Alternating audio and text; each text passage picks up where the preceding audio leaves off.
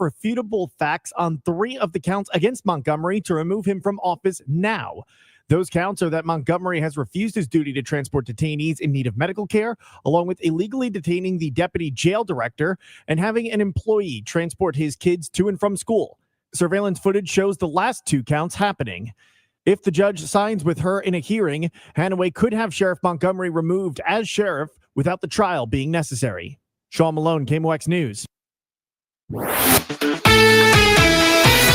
The St. Louis Battlehawks have some new company in the United Football League, replacing 3 teams. The Memphis Showboats, the Michigan Panthers, and the San Antonio Brahmas are out after 2 seasons. In come the Columbus Aviators, the Louisville Kings, and the Orlando Storm. They will join the Birmingham Stallions, the DC Defenders, and the St. Louis Battlehawks. The Houston franchise is changing its name from the Houston Roughnecks to the Houston Gamblers, and the Arlington Renegades will now be called the Dallas Renegades to reflect the team's North Texas fan base. Tom Ackerman, KMOX Sports. From the KMOX Business Desk, sponsored by Krentz Financial Group, KFGadvisors.com, President Trump announces new 25% tariffs on imported medium and heavy-duty trucks. The new tariffs will cover semis, tractor-trailers, delivery trucks, garbage trucks, and school buses. The U.S. Chamber of Commerce had argued against the tariffs because the top 5 truck importers, Mexico, Canada, Japan, Germany, and Finland, are all close allies who pose no threat to U.S. national security. UCLA law professor Kimberly Clausing. So we're in a time of geopolitical fragility, but yet we're alienating our closest partners and allies. President Trump says the tariffs will protect American truck makers from unfair competition. Michael Wallace, CBS News. The Chevy Colorado and GMC Canyon are built in Wentzville, Missouri. The Dow from Stiefel down 190 points to 46,504. We've got a stall 70 east at 270 on the right shoulder. Some road work, 141 going south at I-70. That's in the left lane and the left shoulder. Stalled vehicle 55 south at Revis Barracks on the right shoulder.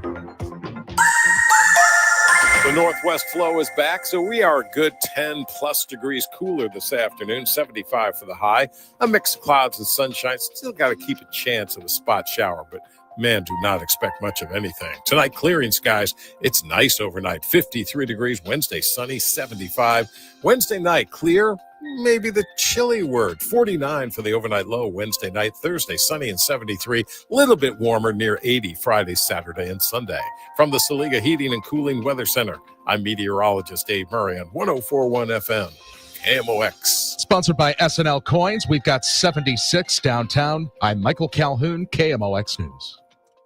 SNL Coin. We buy gold and silver coins, silver and gold jewelry. Also buying gold-filled and silver plates. Before you sell, call SNL. 314-544-3600. 314-544-3600. SNL Coin. The Dave Glover Show is sponsored by the Michaels Flooring Outlet, the flooring experts. IGotFloored.com.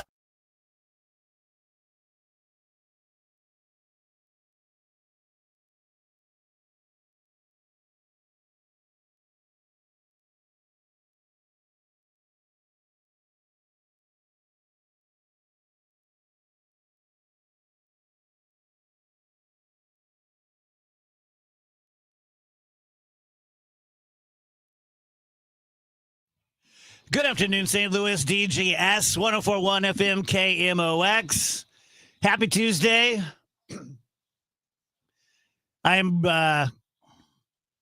girding myself and bracing myself and pacing myself because we have 2 shows to do today. Yeah. We have this show, and then tonight we are taping our Halloween special, which is about a little over an hour drive away. And, take a good part of the evening. So good times. I'll give you a hint where we're going.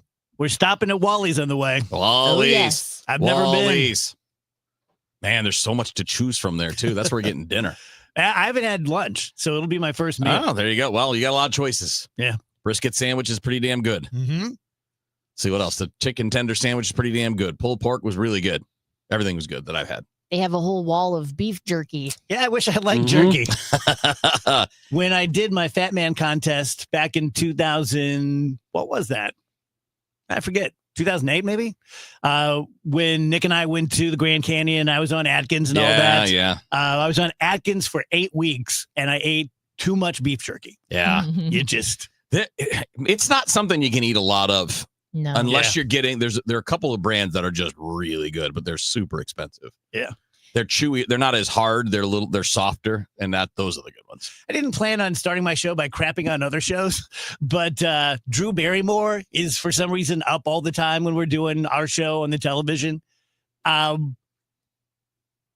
do a thing. Like, I've got a thing after 25 years, like, oh, what's Glover's thing? He's kind of this, he's kind of that. And I understand why some people don't like my thing, but I don't understand who likes Drew Barrymore's thing.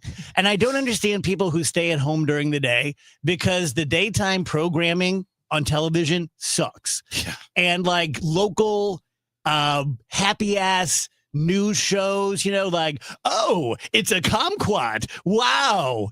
I just like, who's at home watching this and going like, oh, look, it's a kumquat segment. I mean, I just don't get it. It's because it's not for us. I guess.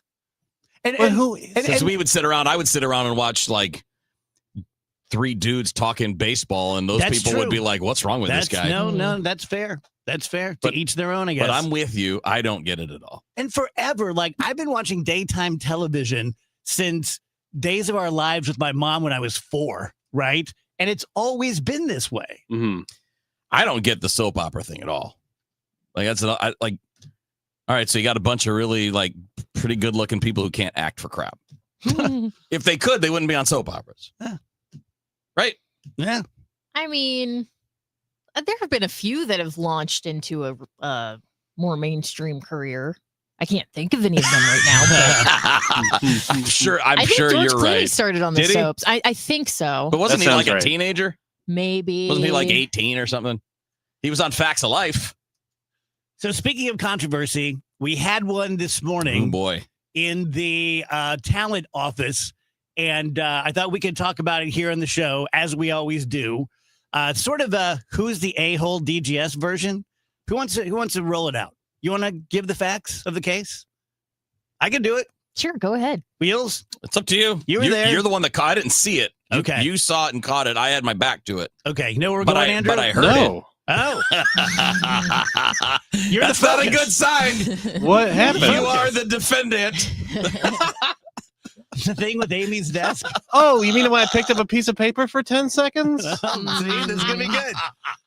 I'll tell you my version of it, and then you guys can jump in. All right. And correct me. It was me. I touched a thing. I guess I shouldn't have. I'm the a-hole. He doesn't want taken care of. Somebody doesn't want the facts presented. Present the facts. No, I just thought it was interesting. I'm pleading guilty. Present the facts. I want to hear what everybody else thinks about this nightmarish hell crime I've committed.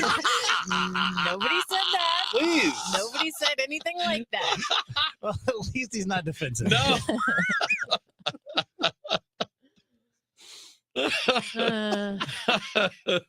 I did not expect that response. I mean, like, I'll tell you who it was. It was me. It was me. I wasn't thinking. I touched a thing. Rachel was like, "Don't touch that," and I was like, "Okay." Whoops. I put it down. I walked away. That was it. You feeling better? No, I was not feeling badly about it. It was Andrew did pick something up. He goes, "Ooh, I wonder what this is." And I was maybe a little sharp, but I did say that it's probably Amy's private things that she doesn't want you touching. And so there were papers. I kind of felt like the room might have turned on me at that point. I felt like the room turned on me. Everybody left right after that happened. I was like, "Oh, okay." And then I was like eating lunch by myself. No, like, you weren't. I was there. Well, you came back in. I never left. Or he never left. I don't know. Now the facts are getting confused. Yeah. From what I remember, Dave did leave shortly after that. Yeah, not because of that. It wasn't that weird, or I was just ready to leave. So it was just funny. Yeah. Because there was a stack of papers and you could hear them ruffling. And then Rachel's like, those are maybe Amy's private papers that you're looking through. And it was like hockey hockey stats that were interesting. And I was like, "Ooh, what's this?" Rachel was like, "Don't touch that. That's Amy's stuff." And I was like, "Oh, okay, yeah." And then I put it down, and then I felt like a jerk because, But the prosecutor would say, did you know that was hockey stuff before you looked at it? yes, because I can see it without touching it. I have eyes. So it said hockey stuff on it? Well, it was like notes that I could read. I mean, I was already reading them Well, before I that's my picked point. them You up. were reading the paper before you knew it was hockey. Okay, to that, I think I would actually argue, if we're going to get into semantics here, I would argue that if you have deeply personal private notes you don't want anyone seeing, don't leave them on your desk face up in a shared office, because someone might just look at them from a distance. Someone might walk across the room from their normal spot and spend 2 seconds staring at the papers. 1.5 steps away from my workspace where I spend 4 hours a day. How far is that, Also Dave? known as another person's I desk. might- How I might far is that? Catch a glimpse of it. 15, 16 feet? Yeah. I felt like everybody was mad at me because Dave then left, and then Andrew left. And Well, I came went to go back, get my food because and my then food was and then ready. you came and you sat at your desk. You didn't Because that's sit where at my the cheese. That's where my cheese was. Yeah, but normally you sit at the yeah, table. Usually we sit at the table together every day. And then you left right after, so I thought you were mad at me. I was just like, all right, I guess I'm done Vibes eating. are bad. Yeah, the vibes were putrid. This is great. I because just left to make sure I didn't have any personal notes on my desk. it's a great example of how it became what everybody thought it was. You know what I mean? Like it wasn't really that awkward or weird. It was just kind of funny. But and then then it became everybody awkward. was like, ooh. It's also a testament to how little conflict as a group we tend to have with each other because this has been It's like, like, oh God, the whole show is shut this down has, now. this has shaken us all to our very core. We all have a different opinion about Everybody's why like, everyone else is mad at us. The only thing I would push back on your story is that as you approached, you said, "Oh, I wonder what this is." Yeah. So if you were already reading it, you knew it was hockey notes. Well, I was saying, like, I wanted to start the conversation about, like, ooh, there's fun Amy's stuff desk. here. Yeah. Look at this fun stuff here. Also, it is well known, I feel, amongst the populace that I'm nosy. Yes. Oh, which yeah. is why I If said someone's probably up, doesn't if want you going someone's through up that. in something, I want to know what they're up in. I'm nosy. I will look out if I hear noises in my neighborhood. I'm the guy who's like looking out the he's got the curtains pulled apart a curtains little like bit. this. I want Where- to know what's going on. Where at work do you draw the line? If it's on someone's desk, I wouldn't like clearly you'll look at it. if it is sitting face up, pointing face up. I'm not afraid to glance at it. I'm not going through somebody's drawers. I'm not moving things around to get to something.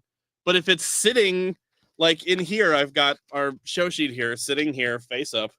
If someone were to walk in and go, "Oh, you got a thing there," I have it sitting face up towards the world.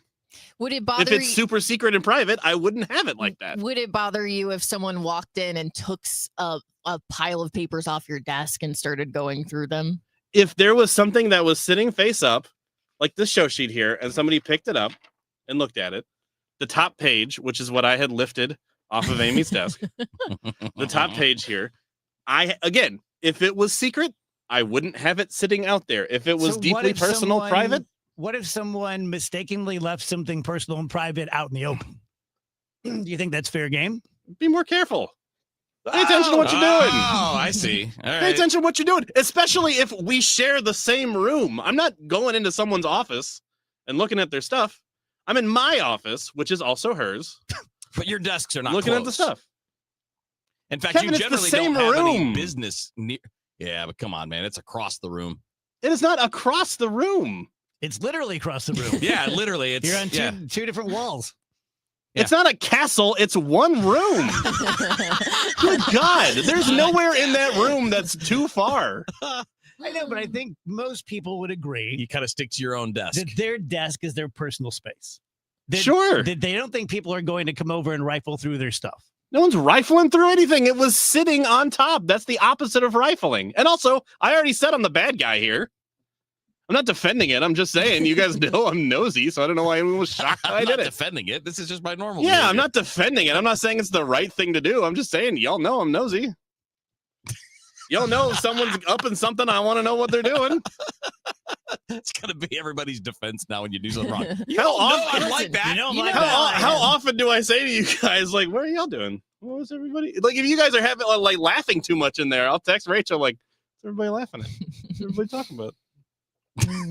I have to push back about one thing as far as like across the room. The only reason I'm saying something is because last week I walked to a slightly different part of KFC and Andrew was like, "What are you doing?" Yeah, it was probably about the same distance away. Roughly the same distance. That was because that was What the hell uncharted. is she getting into over there? Yeah, like, That why- was uncharted. First of all, again, nosy. Second of all, that was uncharted territory. None of us have ever gone that deep into KFC before. I don't recall you ever being near Amy's desk before. I am every day because I work there. Every single day, I'm within about. You stand Six- at her desk every day? I'm about 6 feet away from it for about 4 hours every day. That, dude, you have no sense of like space. That's way more than 6 feet. Okay, sorry, 8 feet. Excuse me. No, it's at least 15, 18 feet. It is not 18 Yeah, feet. Yeah. From where I am, I'm closer than you, and from where I am, it's easy 10 feet. All right, let's get out the measuring tape because now I gotta know. Now I actually do want to know. I'm gonna do it. It is not 18 feet. I'm gonna go walk it off during the break. To Amy. I also love that he said very loudly, "I did not rifle." I think it's the definition of No, rifle. rifling is like shuffling, going through. That's what I heard. Lift of the top. You heard a paper sound as such. You lifted and you turned. You turned away. You were on a journey. I with did the not paper. turn. I turned. You I turned. quarter You did not turned. turn. I quarter turned. It was like this, and I did this. That is a quarter Ooh, I turn. wonder what this is. He turned back into the left. That is, I don't know what that is. 90 degrees? That is 90 degrees. Boy, you're That is a 90 Look, degree he's quarter not turn. defending it. He's not defending. I'm not defending it. I'm just saying it is what it is. I'm not defending And it. the- I'm just defensive. And the KFC thing, that was crazy. No one's ever. You were ranging. You were like an explorer. You had. I had like one of those hiking like sticks. And Yeah, she had like a mine cap with a light and a whip. You probably had a map too, didn't you? yeah. The Where am I map going? to the bathroom. I'm not allowed to use down there. Right. I was like, what are you doing? Hmm. One of you has Amy's number. I mean, she's right over there. We literally she's just probably talked to her about she's it. probably 18 feet away. She was pretty upset. You said those were my private blues notes. yeah, maybe it's code Could be for code. her personal life. She did say, "I'm glad he didn't see the one that said Kevin's a butt."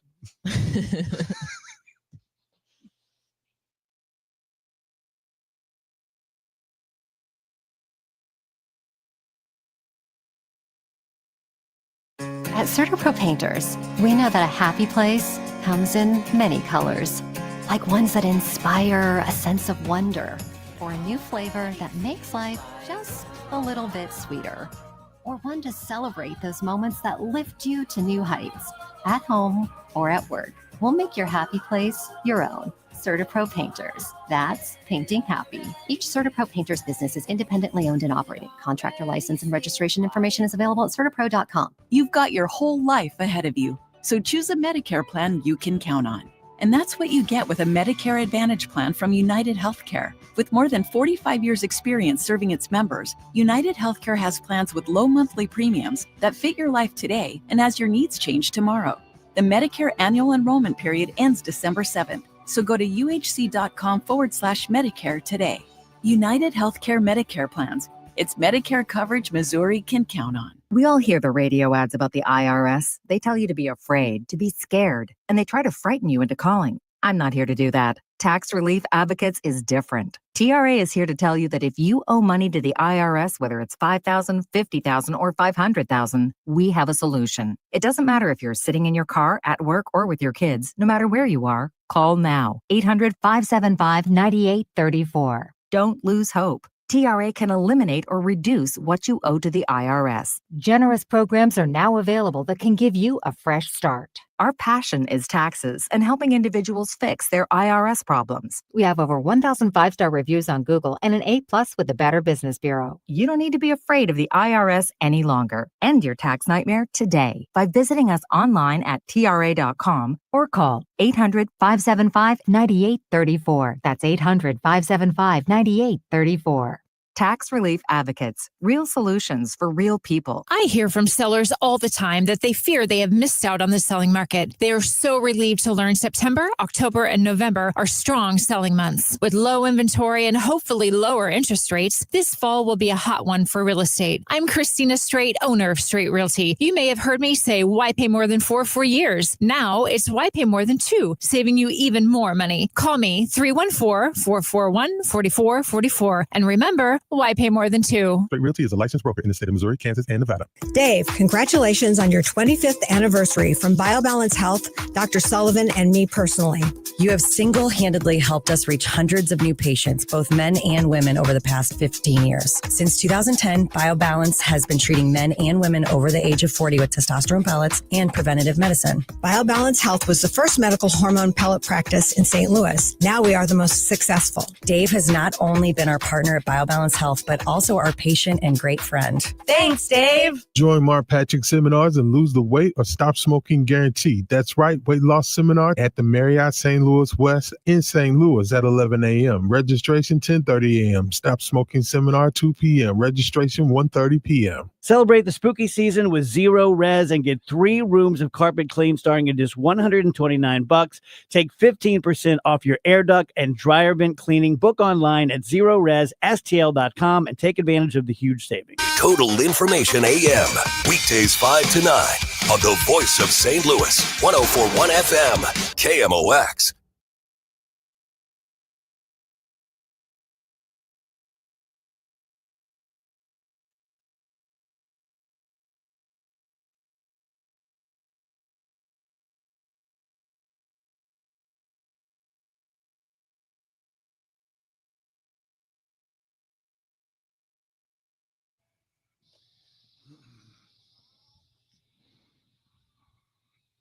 Welcome back, DGS 123. Wheels to your 14-year-olds turn double plays. Yes. It's not the given that it looks like on TV, but yeah, it happens. Yeah, I was just thinking last night, like since I was in kindergarten, I never played T-ball. I don't think we had T-ball. We went straight to pitch ball, which meant there was like literally 1 hit per season, right? I mean, but since I was a little bitty guy, it's always, okay, get 1. Okay, get 2. Yeah. I don't remember even seeing a double play until like high school. It gets, I mean, the older you get, the more likely that it is to happen. I mean, when you're little, your fielding percentage is probably 50-50, which means the first ball might have a 50% chance of being caught. Yeah. And then the throw has a 50% chance of being caught. And then on the other end of the double play, the throw has about a 50% chance of being caught on an accurate throw or whatever. So, yeah. But the older you get, I'd say by the time you're teenagers, by the time you're 13, 14, it starts to become more routine and more regular, especially now with so many games on artificial turf. Yeah. Because you just don't get bad hops. What do you think? Is it Josh Naylor? Is that his name? Yeah. Who wears the crazy shoes? Yeah. And he was wearing the bedazzled Jordans. Do you like it? Do you Don't not care? Yeah, doesn't really hit me one way or the other. I wouldn't wear them. I think they look stupid, but doesn't bother me. He apparently has like 150 pairs of cleats. Yeah. And they're all different. I don't know why. I mean, I wonder though if he like donates them to charities or he gives them away or you know what. I don't know why you would keep them all because you only play 162 games a year. It's not like. Plus, they're all. How could you want to wear new shoes every time? New shoes are uncomfortable. Yeah. You want to get them broken in, and then be like, all right, now I can wear them. What did you think of Heim Bloom on Gas House? That's good. It was good. It wasn't anything unexpected. He just went a little deeper than what we heard last week in shorter interviews. I mean, he did the really nice sit down with John Rooney, but that was shorter than what we just had, which was 30 minutes uninterrupted, no commercials, with Tom and Bernie and Ranj all talking to Heim. But there were some interesting things there. Obviously, the questions keep coming up from fans. Why did he want to keep Ollie? And he laid that out there. Like, look, we see things the same way. We've been talking for 2 years. You know, we communicated, and we have a similar vision. So, yeah, I like him. I want him to stay. It wasn't like I have to keep him or it's some temporary thing. No, he likes the guy. That doesn't mean fans have to like it. It's just that this is the new guy in charge, and he's going to do what he's going to do what he thinks is right. The reason he's here. And I thought it was interesting. They laid it out on the show today. One of the reasons he's here is what he presented to ownership before he got the job was a pretty critical review of what they had been doing and what they needed to do better. Seems like it was the way it was described, kind of blunt and to the point. And, because if you can present it that way, if they don't like it, well, then they're not going to hire you. And if they do like it, well, now they understand how you see it, and they're bringing you in with that understanding of what needs to be done, which is where we are right now. But he talked a lot about, I think, really important things like on player development, they needed more people for sure, but they also needed to get the right people to, when it comes to more. It wasn't just like, he said, you don't want it to be like a clown car where just a bunch of people show up and they just, you want to have the right people doing those things. He talked about more individualized training for players. That's major leaguers and minor leaguers. And it's amazing that we weren't there before with this organization, but it's good that we're getting there. And that's the kind of stuff that's going to matter. When you're talking about individualized programs, strength conditioning programs, baseball training skills, what do you need to be better at? Yeah. What do you need to work on? That stuff has to be individualized at this point. Listening to you guys the last couple of months has really brought me around to, of course, managers are important. Yeah. But I think they're so much less important than we think they are. Yeah, I think the problem has been historically baseball writers, and I mean like the old school baseball writers, not so much the new crew that we have now. They spent a lot of space in newspapers talking about how important managers are, and blowing up the guys that were successful and tearing down the ones that were losing. And I don't mean intentionally, just like they were caught up in that. So we have this lore, right? This lore of what managers are. But even those managers will tell you they're only what their players allow them to be. Yeah. Let's talk about Smart Mouth. We do it pretty much every day, and it shows. There's a lot of places in St. Louis where Smart Mouth is sold out, and Rach and I will be the first to step up and take credit for that. It is the best $12 a month habit you're ever going to develop, especially for your kids. There's a Smart Mouth specifically for them that tastes, the regular tastes great, but it tastes like blueberry, bubble gum, something like that. If you use it every day, twice a day, you will literally never have bad breath. Yeah, and check out the Smart Mouth Gum Health Rinse. You still get that same 24-hour bad breath prevention with just 2 rinses that only Smart Mouth can provide. Plus, there's advanced germ killing. It helps protect you against bleeding gums.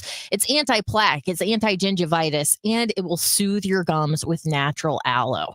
This is available nationally at Walmart stores. You can also find it locally here at Schnucks, or go to their website, smartmouth.com/Glover. Check out all of their different products, including the Gum Health Rinse that I just told you about, and get a coupon for $2.50 off your next purchase. That website again, smartmouth.com/Glover. Wake up informed. Wake up empowered. Wake up to Total Information AM, your morning must. Hi, this is Debbie Monterey. I'm Megan Lynch. This is Tom Ackerman. From local news to breaking headlines to weather, traffic, and the stories that matter most, we've got you covered before your first sip of coffee. Expert analysis, bright perspectives from the people you trust. Total Information AM, your day starts here. Mornings beginning at 5 on 104.1 FM, KMOX. If you or a loved one wants a trusted partner to help you age with purpose and independence at home, the EverTrue Anywhere Care team offers world-class in-home services for older adults, including physical, occupational, and speech therapies. Formerly Lutheran Senior Services, the caregivers at EverTrue Anywhere Care assess your needs and customize a plan for you. Call 314-597-6498 or visit evertrueanywherecare.org. That's evertrueanywherecare.org. Time to check in with Dave Murray's weather forecast, sponsored by Financial and Tax Strategies. Our skies are a little bit unsettled this afternoon thanks to a cool front coming by, a mix of clouds and sunshine for the rest of the day. Maybe a spot shower, but maybe is the key word there. 75 for the high. That's better than we have been. Then tonight, clearing skies and nice, 53. Wednesday, sunny and 75. 49 Wednesday night. Thursday, sunny, 73. A little warmer, near 80 Friday and over this upcoming weekend. From the Saliga Heating and Cooling Weather Center, I'm meteorologist Dave Murray on 104.1 FM, KMOX. Retirement shouldn't feel like balancing a checkbook while blindfolded. I'm Gary Goldberg, and my team helps you see the big picture so you can retire younger, richer, and with less anxiety. Because guessing is not a strategy. Tune in to Wealth and Wisdom with Gary Goldberg Saturday mornings at 7 here on KMOX. Guys, coming up on December 1st, the number one sports book in the United States is coming to Missouri. That is FanDuel. And I've been with FanDuel since they launched their daily fantasy games. I've been on the FanDuel Sportsbook app since it launched. And while I couldn't play while I was here at home in Missouri, I could play when I was on the road. And I make a lot of trips, during the baseball season. I'm in places, Iowa, Illinois, Michigan, Indiana, all these places where you can play. So I've been playing on the FanDuel Sportsbook app for 6, 7, 8 years, and it's fantastic. Super easy to use. You can play your way and your way can be anything. It can be old school, right? You're going to bet the money lines, the point spreads, over unders, or kind of the futures, right? Who's going to win the next championship in this sport, that sport. But you can also do it live. You can play with, along with the game that you're watching. So you got a game on TV and you're watching on Sunday night or Monday night or whatever. And you can say, all right, I think this guy's going to score the next touchdown. We're inside the red zone. He's going to get that look. And you have that opportunity to play along the way that you want to. And you get to bet on all your favorite teams and all your favorite sports. It's fantastic. So find out for yourself why FanDuel is America's number one sports book. Just go to FanDuel.com/Missouri. That's where you can download the app. And FanDuel is where you can play your game. Remember, 21 and older and present in Missouri to play. Gambling problems, call 1-800-GAMBLER. We all hear the radio ads about the IRS. They tell you to be afraid, to be scared, and they try to frighten you into calling. I'm not here to do that. Tax Relief Advocates is different. TRA is here to tell you that if you owe money to the IRS, whether it's $5,000, $50,000, or $500,000, we have a solution. It doesn't matter if you're sitting in your car, at work, or with your kids. No matter where you are, call now. 800-575-6986. Don't lose hope. TRA can eliminate or reduce what you owe to the IRS. Generous programs are now available that can give you a fresh start. Our passion is taxes and helping individuals fix their IRS problems. We have over 1,000 5-star reviews on Google and an A+ with the Better Business Bureau. You don't need to be afraid of the IRS any longer. End your tax nightmare today by visiting us online at TRA.com or call 800-575-6986. That's 800-575-6986. Tax Relief Advocates. Real solutions for real people. Dave Glover, celebrating 25 years. Dave, Tom Ackerman, congratulations on 25 years. My radio brother. You just have this great sound and somebody that I absolutely follow on a daily basis. Just think you're great at what you do. Congratulations. Sponsored by Law Office of Susan L. Ward.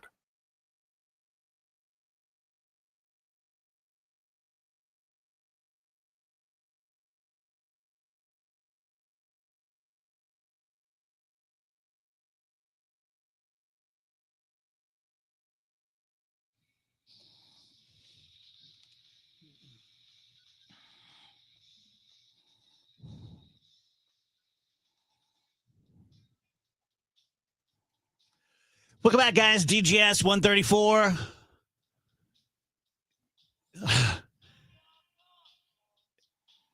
I'm standing here, getting ready to go back on the show, watching Drew Barrymore, who I hate because I'm stupid and I'm just like, let me watch this. And they got some muscle guy on who's making some sort of muscle guy stew. And it just strikes me, and I get that I'm in a glass house on this one, because, let me just say it. It just feels like in today's society that we're just constantly selling stuff to each other. Almost like there's a certain level of physical touch that's okay with everyone. Like some people are huggers, some people don't touch me at all. It's like we're just walking down the street and everyone we see, we're like putting our hand on them. Does that make sense? Mm-hmm. It's just constant. And I get, again, that my job is twofold: one, to entertain, and two, to sell, right? I mean, without advertisers, radio wouldn't exist. No one's going to go on for free and just do that. So I get it. Like I'm talking on both sides of my mouth, but I think you understand what I'm saying. There's just this overall temperature. In fact, let's do this. I wrote down last night 3 things that I think would make a better society. Okay? So I'll run mine by you. If you guys have additions to it, I said, first, if everyone minded their own business, just get out of everyone's business. What do you care if they're gay? What do you care if they're Christian? What do you care if they're atheist? Live your own life. I promise you have plenty of problems in your own life that'll keep you busy. Mind your own business. Secondly, less focus on stuff. Again, I know I'm in a glass house on this, but just like the consumerism has gone from the 60s of like, oh, look at this, I can go get a Schwinn bicycle, to like, leave me the F alone. Stop it. Just stop it. And then the third thing was no algorithms. Maybe that means no social media. Maybe it means no TikTok. Maybe it means no Amazon. But I think the day we started living alongside of and through algorithms, things went bad. I think you're really nailing something when it comes to the advertising, Dave, because, okay, yes, this show survives on advertisements. However, our audience knows when we're doing an advertisement. It's very clear the segment is over and now we're advertising something, right? Like, we have that duty to the consumer to let them know what's happening. With social media, the lines have become so blurred, and I don't really know what the laws and such are around like disclosing that you're being paid or disclosing that something's an ad. But I do know there are tons of things that slip through the cracks, and I will be looking on social media, Instagram, Facebook, whatever. And I'm saying, I'm able to spot like, oh, this person is making money off of this. However, they're not letting me know that in any way. So then it just becomes this jumble of like, yeah, you do feel like you're being sold all the time, because you have these people who are like, oh, check this out, I really love it. And don't mind the fact that I'm getting paid for it and I have like an interest in you buying this. And they're called influencers. Yeah, it's just everything has become very blurred. And I think we need like more regulations when it comes to that, because it is being abused a lot. Yeah. I saw a guy, ironically, don't think I don't get the irony. I saw a guy on TikTok last night as I was doing my own doom scrolling, and he was a high-level CIA PsyOps guy. I saw this guy. Did He's you good. see it? Yeah. And the one thing that really got me was Chase something or other. Yeah, he said, this is literally what I have done for a living. Chase Hughes is his name, I think. I'm really good at it. And he said, watching TikTok blows anything that I've ever learned from the CIA away. Like, it would take me months or years to effectively run a PSYOP that would get a 10th of the return that I'm looking for from what TikTok does. Yeah. And it does it in hours. Yeah. It just changes the way your mind works. Because of the technology and how fast everything travels. Yeah. And because of how targeted it is.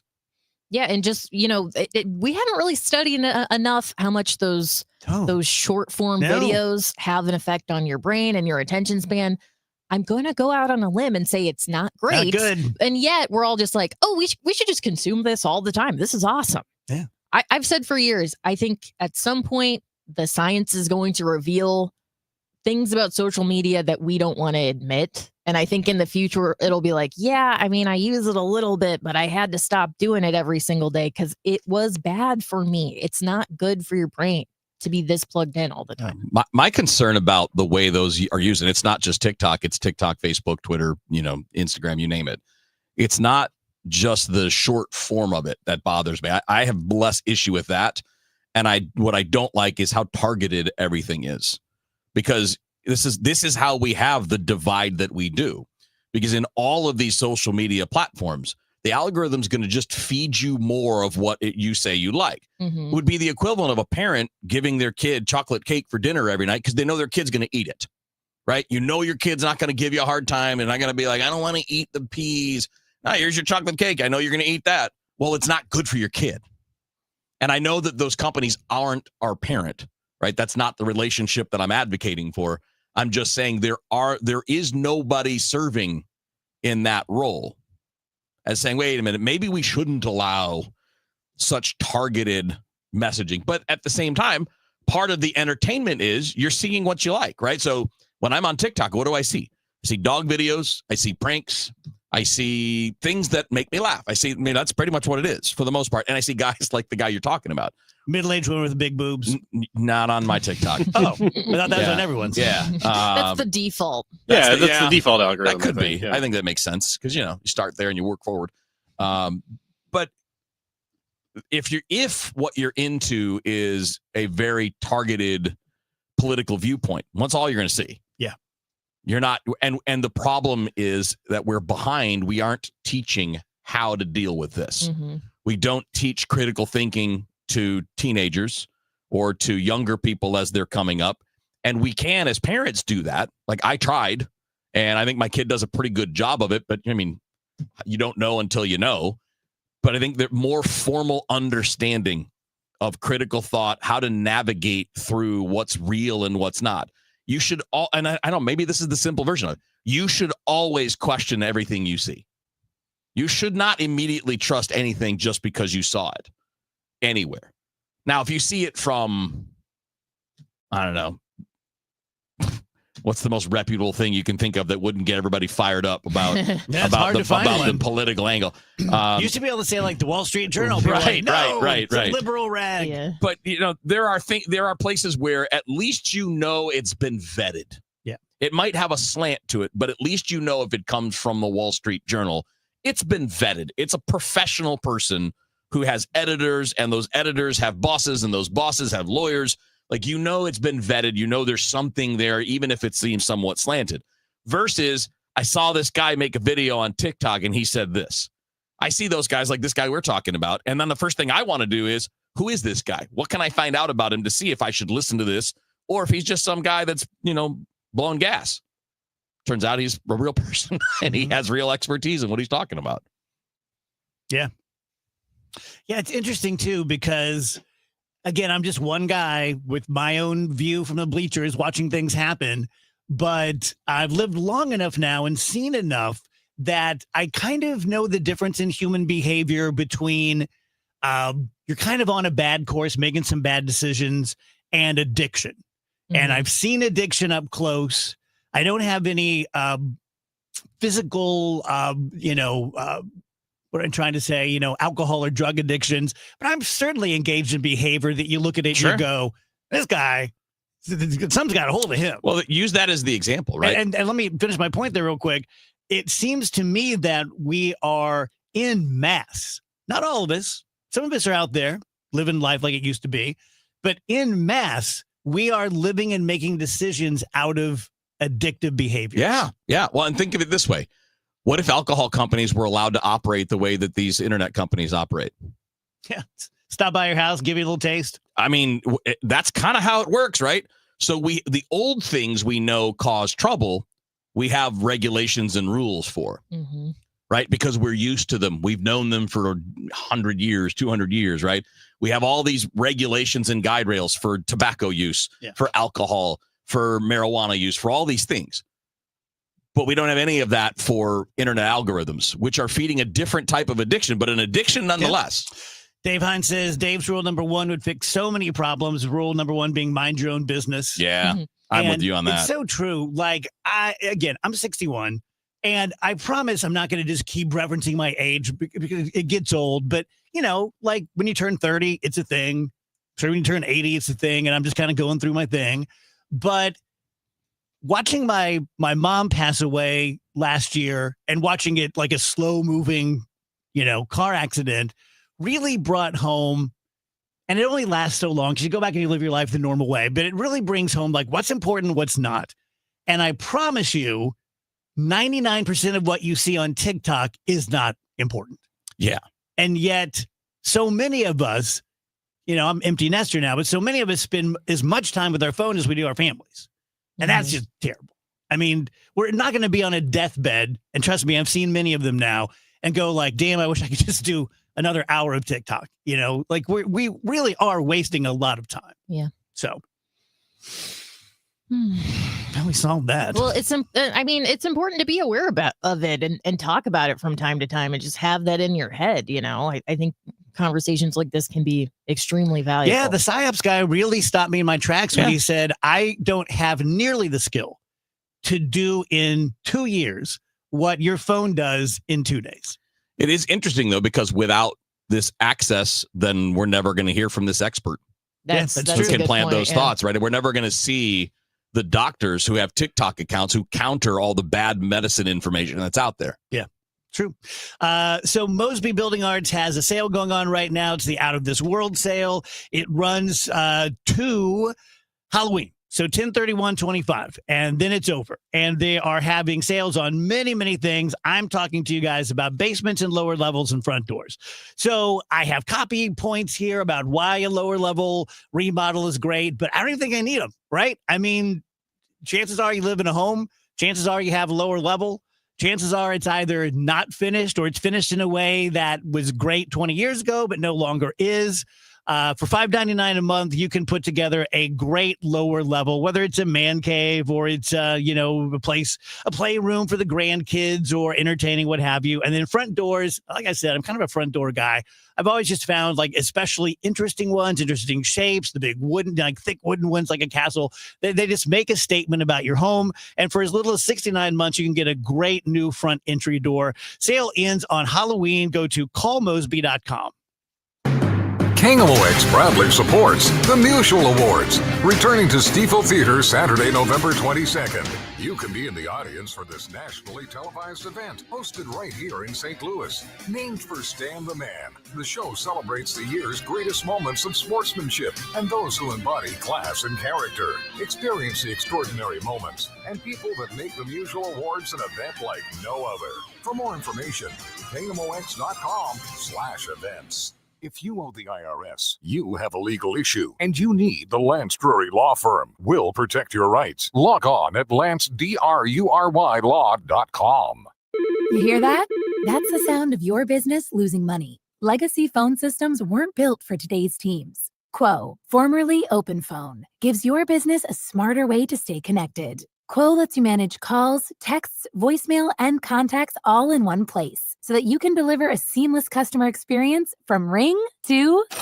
Need to take calls on the go? Quo automatically transcribes, summarizes, and highlights next steps from every call, so you never miss a detail. Need insight into what closes a sale? With Quo's AI call tags, you can instantly spot key topics like objections or pricing questions and use those insights to level up every customer interaction. And yes, you can bring your existing number with you for free. Keep your team in sync and your customers happy with Quo.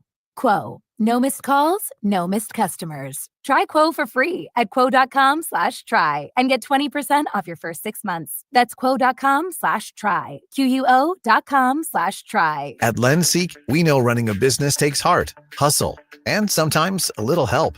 That's why we stand with you with our exclusive AI lending platform, connecting you to over 100 funders. If you've been in business for at least 2 years with a minimum annual revenue of $500,000, you can get up to $1 million in funding in as fast as 24 hours. No collateral, no prepayment penalties, no red tape. Apply today with no cost or obligation at lendseek.com. That's LENDSEEK.com.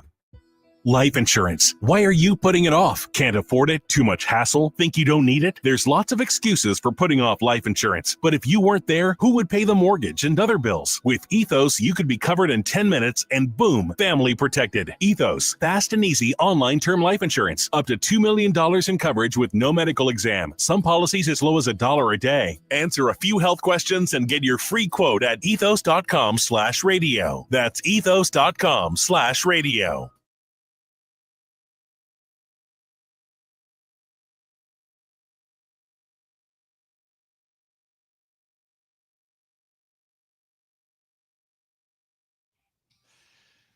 $150 DGS. One more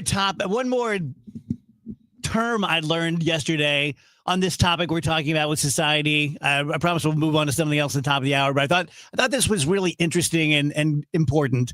It's good to have this thought in your head when you recognize it in your own life.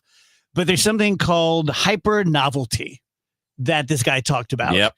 And I remember in college, I had a psychology degree, learning about novelty and how important it is to humans. And like you look at babies and you put a little mobile above them and they're like fascinated. Oh my gosh, there are lambs up there and stars. I'm trying to reach it. But within time, they're like, I've been there, done it. I've seen the lambs, I've seen the stars. And now they see a cat. They're like, whoa, what the hell is that? And it's important also in human evolution because, not to get all Darwin, but basically a bird species is what it is for thousands of years, and then there's a novelty within a new bird with a longer beak, and it can get more nectar, and next thing you know, all the birds have longer beaks. And they said that the hyper novelty is so much drinking out of a fire hose that it's screwing us up, and we don't have time to go, I'm tired of my spouse. I'm tired of my car. I'm tired of chicken nuggets, because it's just like bam, bam, bam, bam, bam, bam, bam, bam, bam. It's just like automatic gunfire of novelty all the time. And that we just aren't built to do that. And the guy made the point that on the bigger issue, the way we are evolving societally and physically, it's just screwed the whole thing up. We used to have a pace, and now we no longer have a pace. It'd be like if you went into a third grade class and instead of going, okay, this hour we're going to do a spelling bee, and next hour we're going to do math, you're just like, okay, George Washington, and you just screamed at him for 8 hours and just went from one topic to another in this frenetic sort of non sequitur kind of way and expected them to learn something. I thought that was interesting. Yeah, maybe I'm barking up the wrong tree here, but it reminds me of Netflix. Like, you get on the Netflix, and I say all the time, like, if 14-year-old Rachel had access to the Netflix of 2025, I would be like, I am set for life. Like, so many wonderful films I can't wait to watch. Never watch the same thing twice. Exactly. But now it's like, there's nothing on there. Yeah. Because there's just so much coming at you that it's like, well, no, I could do better. And it's the same thing with, like, online dating. People say, like, it's just really hard to find someone in a genuine way online because they can just swipe past you and try to find the next best person. There's just so many options out there. You're being bombarded all the time. Who can really blame someone who can't settle down and make a choice? Interesting. It's our challenge, right? Our parents didn't have it. They had World War II. We got this. I mean, it's one of those things. Our grandkids will look back and go, that must have been a weird time. From like 2000 to 2030, when, they went from zero social media and zero algorithms to everything. And man, they didn't handle it well, did they? Or maybe they'll say, yeah, they pulled out of that. Took them 25, 30 years. Or they'll just be living in the Matrix. And be like, oh, so you guys used to go outside? That's wild. Yeah, right. Yeah. There's animals out there. I've been talking a lot. It's okay, so have I. I've been chiming in every time you stop talking. You guys have been on a roll. It's been really interesting. So what I'm curious, though, is everything seems this way to every generation of people. And I would agree, because it is speeding up. Everybody who studies tech says that, right? Because as processing speed continues to ramp up, well, then development ramps up. So we're getting newer and newer things, and we're it sounds like we're close to real AI, and that's because of supercomputing, and that all is speeding up, what would you say, exponentially? Yeah. Like it used to take 20 years. Now it's going to take 2 years to make the next big leap. I wonder if it felt that way to people when, the Industrial Revolution happened. I think it did, but I think there are differences. Oh, no, there totally are. Yeah. Yeah. For example, like we've been saying now for 100 years, the aliens are coming. The aliens are coming. And one of these days, the aliens may come. And then it'll be very different. Like when they're on the South Lawn, probably interrupting a UFC match, then we'll be able to go like, nope, they're here. This is different. My parents thought, watching Twilight Zone, they're coming. And so I think that this one, and it could just be because I'm living it.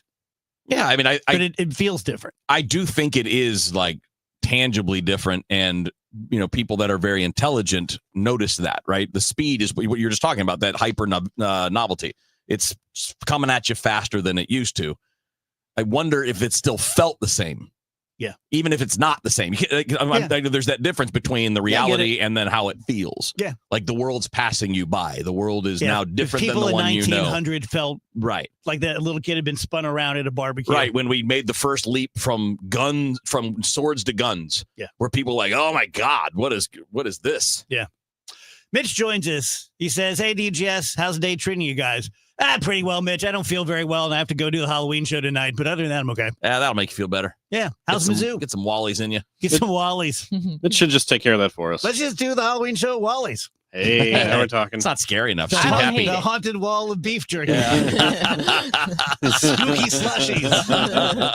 Tell you guys about the Gilman team. One thing I can tell you for sure, because and I hope you guys know this, I always vet all of my clients, and having done it for 25 years, I'm able to pick and choose between, HVAC companies or restaurants, or whatever it happens to be. And it's been so long now that the Gelmans have been with me, 15, 18 years, something like that. But I pay attention, and I know other realtors, and I have friends who are realtors. And, if you've got someone like, oh, no, this is my guy, I'm probably not going to pry you away to the Gelmans. But if you don't have someone in your life who's your go-to real estate person, and you are thinking about a real estate transaction, one thing I've learned, we did life lessons yesterday. One thing I've learned is action is so much more important than thinking. So just go to thegelmanteam.com, front page, put in your address, see what we think your house is worth right now. That could move your needle. If that happens, call them, 314-336-1991. Have a talk with them. That could move your needle even farther. And it may move it to the side of, no, I'm not going to sell. I'm going to wait till next spring or 2030 or something, but just give them a shot. Again, thegelmanteam.com, 314-336-1991. Certain restrictions apply. When you want a brand new kitchen, there's nothing to it. There's a brand new way to do it. 3-Day Kitchen and Bath. Jerry Adler had their kitchen remodeled by 3-Day Kitchen and Bath and talks about the experience. If we had only met Darren when we started doing this construction, I would have been a lot happier girl than I am now. My husband, when he heard the 3-Day Kitchen and Bath would be in 3 days and out in 3 days, did not believe me. Did he change his mind? When he saw that 3-Day Kitchen and Bath came in and was gone in 3 days, he found that was the best experience we have had. Darren worked with us on our budget so that we could have the kitchen we needed without feeling like we were completely out of our league.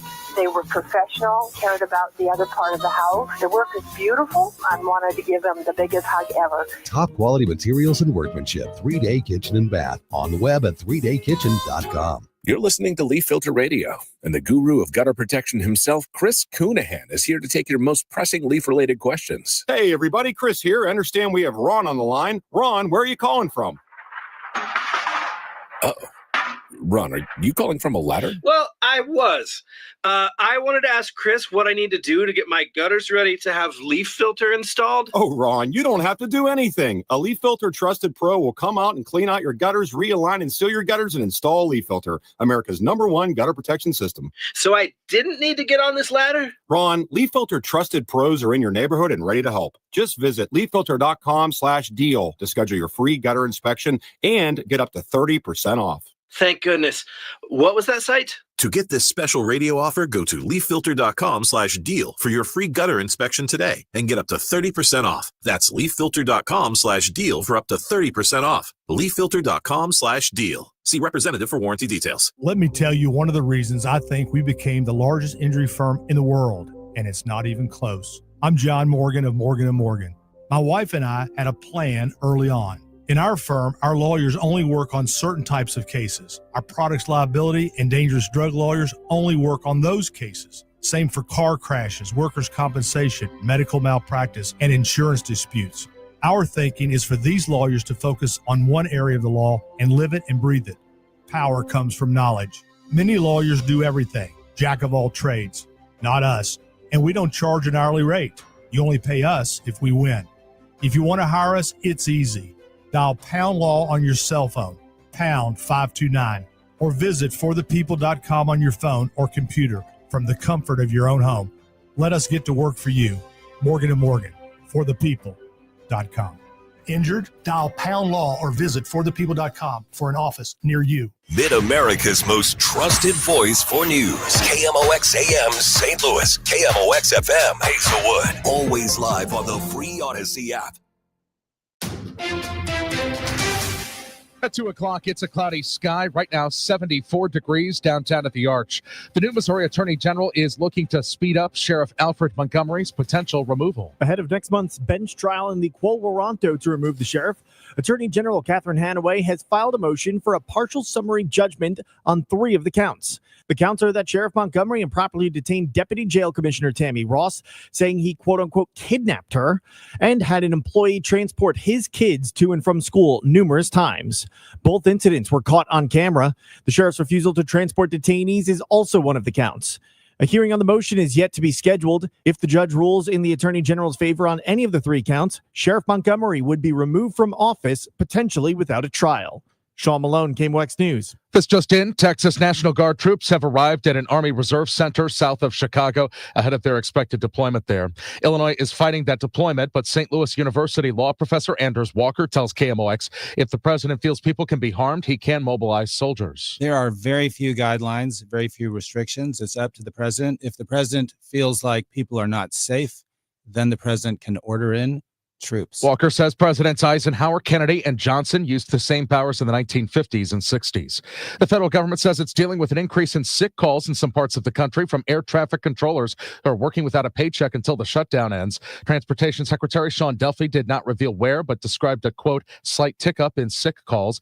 These travelers have sympathy toward the air traffic controllers. Anytime people are doing work and not getting paid for it, it should be a concern for everybody. Yeah, I can't stop thinking about it. We're asking these people to do something that's so vital. And how do they feed their families? Some UFL changes announced today. The United Football League has announced not only 3 new teams, Columbus, Louisville, and Orlando, replacing San Antonio, Michigan, and Memphis, but they've also started a strategy of playing in smaller, more intimate soccer venues. Houston is going to play in the home of the Houston Dynamo. Dallas, formerly Arlington, now the Dallas Renegades, will move to Toyota Stadium, home of FC Dallas. Columbus, Louisville, and Orlando will play in MLS stadiums as well. The only ones who aren't? The Birmingham Stallions. They'll remain at Protective Stadium, capacity 47,000. The Battlehawks will play at the biggest venue, the 66,000-seat Dome at America's Center. Tom Ackerman, KMOX Sports. From the KMOX Business Desk, sponsored by Krentz Financial Group, KFGadvisors.com. A drug maker has to pay up to the tune of $1 billion over a cancer case. Johnson & Johnson has to pay $966 million to the family of a woman who died from mesothelioma, a rare and aggressive cancer that develops in the lining of the lungs. The family of 88-year-old May Moore of California sued the company when she died in 2021, saying J&J's baby powder products contained asbestos fibers that caused the cancer. The company has said its products are safe, do not contain asbestos, and do not cause cancer, but it did stop selling the talc-based baby powder in 2020, switching instead to a cornstarch product. Matt Piper, CBS News. Johnson & Johnson says it plans to appeal. The company is facing lawsuits from more than 67,000 plaintiffs who say they were diagnosed with cancer after using baby powder and other talc products. Dow from Stifel down 150 points.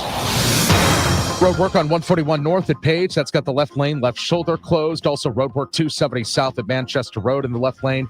Stalled vehicle 6440 going east at Boone's Crossing. That's on the right shoulder. Roadwork 270 South at Doherty Ferry, left lane. Our skies are a little bit unsettled this afternoon thanks to a cool front coming by, a mix of clouds and sunshine for the rest of the day. Maybe a spot shower, but maybe is the key word there. 75 for the high. That's better than we have been. Then tonight, clearing skies and nice, 53. Wednesday, sunny and 75. 49 Wednesday night. Thursday, sunny, 73. A little warmer, near 80 Friday and over this upcoming weekend. From the Saliga Heating and Cooling Weather Center, I'm meteorologist Dave Murray on 104.1 FM. KMOX. Sponsored by Sachs Financial, 74 right now. I'm Michael Calhoun, KMOX News. Hey, it's Jeff Sachs at Sachs Financial. Did you know that you have a pension and there are ways to maximize how you take it? That's right. It's called Social Security. Find out more at retiresafestl.com/guide. That's retiresafestl.com/guide. The Dave Glover Show is sponsored by the Michaels Flooring Outlet, the flooring experts. IGotFloored.com.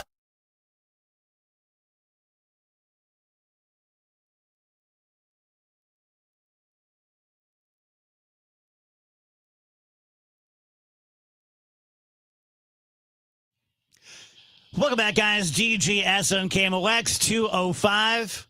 Welcoming Rob Rains to the show. Rob is the founder of STLSportsPage.com, former National League beat writer for USA Today's Baseball Weekly. And I love this next sentence. I'm not sure who wrote this, but for 3 years, covered the St. Louis Cardinals for the St. Louis Globe-Democrat until its collapse in the 1980s. That's a little rough.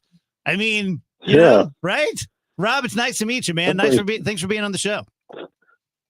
Thanks. That brings back some bad memories. No kidding. Yeah, but the Baseball Weekly brings back the good memories, Rob. That's true. It was a lot of fun. So, Rob, how far do you and Wheels go back? I don't know. What, 20 years? It's When yeah. did you come to St. Louis? So, Rob, we probably, when I was doing national radio before I got here, we probably had an interview or two, but we didn't meet until I moved here. So probably 18, 19 years. Yeah. And obviously I know his son BJ pretty well too. Yeah. Mm-hmm. So, Rob, go back to the beginning. Like, I've always known of you. I've always read your stuff, but I don't know much about you personally. Just kind of reintroduce yourself to the KMOX audience. Well, I actually did a lot of work at KMOX over the years. We did a lot of the pre and post game shows on the, most Sports Open Lines and stuff back in the day. And it was just a lot of fun. Just moved to St. Louis in 1980, started covering the Cardinals for the Globe in 84. And just basically, other than the years when I was at Baseball Weekly, been here, covering baseball ever since. And what a fun time to be a beat writer back in the 80s and Whitey Ball and all that stuff. Oh yeah, it was great. We had, and it was, a great era because, you didn't have 24 hours social media. You didn't have, you had time to write stories, had time to, report and talk to people, and didn't have to worry about, trying to beat somebody with a tweet for 10 seconds before they got it out. So I came along at the right time. It was a lot of fun. Yeah, that's so true, Rob. And I'm not asking you to pass judgment on any individual or even the coverage in general, but do you think that all things being equal, we had better coverage back in the 80s or better coverage now of the ball team? Well, I would say it's probably better now simply because there's more of it. Back in the day, you had I was at the Globe, Rick Hummel was at the Post. You had whoever was working the games for KMOX, Jay Randolph and Ron Jacober and stuff were there mostly for the TV side. But yeah, you wouldn't have very many people in that locker room before or after a game. It was a very limited audience. So in one sense, it was easier to report because you didn't have so much competition. But in the other sense, I think competition is good, and I think it brings out, makes you better as a reporter, makes you better as a writer. So I think by the fact that there's so much more coverage available now, it's not the same. But it's hard to say that it's actually better, but it's just different. We're talking to Rob Rains, founder of STLSportsPage.com. Rob, add your voice to the chorus of analysis of the last 3 years and where we're heading now with Chaim Bloom. Well, I'm excited. I think it was time for a change. I think he's a fresh voice. I think he did good things in Tampa. I think he probably got a little bit of a raw deal in Boston. Actually got a big story up about him now that we just wrote a big profile piece on STLSportsPage.com that came out yesterday. So talk a little bit about everything that he's gone through in his career and what he believes in. I think he's the right guy for the job. I think they're going to rebuild from within and make some interesting moves probably this winter. Probably going to have to make a trade or two that they don't want to make to try to get rid of some of the redundancies in the roster and kind of get a fresh start out of here. So the last 3 years have been disappointing. I think anybody that grew up, especially in the 80s as a Cardinal fan, you expect to win. Just getting in the playoffs as a third wild card team doesn't cut it. You need to get to the LCS and the World Series and have a chance to win it. And so I think that's his goal, is to kind of return to those glory days that you had, seemingly not that long ago, even though I guess it was. Rob, I really enjoyed the write-up you did on Chaim, because there's detail there that even those of us that have looked into it, there's detail there that we didn't get into. Like as an example, I've described a bunch of times, how basically Bloom was set up to fail from the beginning in Boston. Like your early marching orders are to trade the best player on your team and one of the best players in the sport, Mookie Betts, and to move him in a way that allowed you to also attach David Price's contract, which means you didn't get any kind of return, right? So this really big, massively unpopular move that you never got a chance to stick around and recover from. But you went deeper than that, and I thought the stuff from Dan Shaughnessy was really interesting. And for people that don't know Dan, longtime columnist in Boston, and he's not known for being soft. Dan's known for being a pretty harsh critic, but he had some interesting things to say about Bloom. Yes, he did. Yeah, we had a very good conversation. I've known Dan a long time too, and yeah, he was, and he actually said, I like Heim, and he said, and he's the one who said, I didn't blame him. Anybody that blames him for trading Mookie Betts is placing the blame in the wrong place, because it was the ownership that forced him to make that move. And he said the ownership always was interested in just trying to figure out a way to stop losing money, which Heim accomplished for them. So. Yeah, I think it's, I'm excited to see what he does here. I really do think it's going to be a different, and I think outside a point of view is good. I think the work that he's already done in helping to kind of fix up the minor leagues and add more instructors and coaches and coordinators and upgrade the technology and facilities available to players down there. I think that's going to pay dividends. It may not necessarily be something you're going to see right away in 2026 or thereafter, but I think long term it's the right move to make. Rob, let's get into a little bit of detail. I'm fascinated by Jordan Walker and Nolan Gorman, and I've just watched this whole thing with everybody else. How much patience do you have left for those two guys personally? I have patience, but I'm not the one writing the paychecks, so it makes a difference. But yeah, I think, in Gorman's case, it's going to be tied to Arenado, I think, pretty much. If they can trade Arenado, then I think there's less chance that you trade Gorman, because he'd probably pencil him in to play third next year and just hope, for the best. He obviously has had more at-bats, more, of a runway than Walker has had to this point. And I still can't get over the fact that Walker's still 23 years old. And I just would hate to give up on him at this point and have him go somewhere else and figure it out. And 5 years from now, he's a, all-star every year and hitting 30 home runs. And you say, we traded that guy again, so I think that's, it's a tough call, and you just never know how a guy is going to respond. But, I think he's had so many different things that he's had to try to figure out here at some point that he's a smart guy. And I think he tries hard. I think he can get it figured out, but you're going to have to live with those growing pains. And I think my guess is that both of those guys are probably less likely to be traded than more likely to be traded, simply because I think that their value right now is low because of the fact that they haven't really produced on a consistent basis. And you probably, somebody else would probably try to buy low on them and hope that they could get them fixed. Yeah. But I think that they're going to try to hold on to them and hope that they can figure it out here. And if not, then, maybe it's a mistake, maybe they won't get it figured out, but I think that they would like to see, like to find out if they can figure it out here before trying to trade him somewhere else. Wheels, what do you think of Bernie's idea of more runway for Jordan Walker, but in AAA? Oh, I don't think it should be guaranteed one way or the other, but I do agree in theory with Bernie. Like we've talked about it on the show, and I'd be curious to run it by you, Rob. Not so much that it's automatic that he belongs in Memphis, at least not from my view. I'm kind of advocating for a bit what Detroit did with Spencer Torkelson last offseason.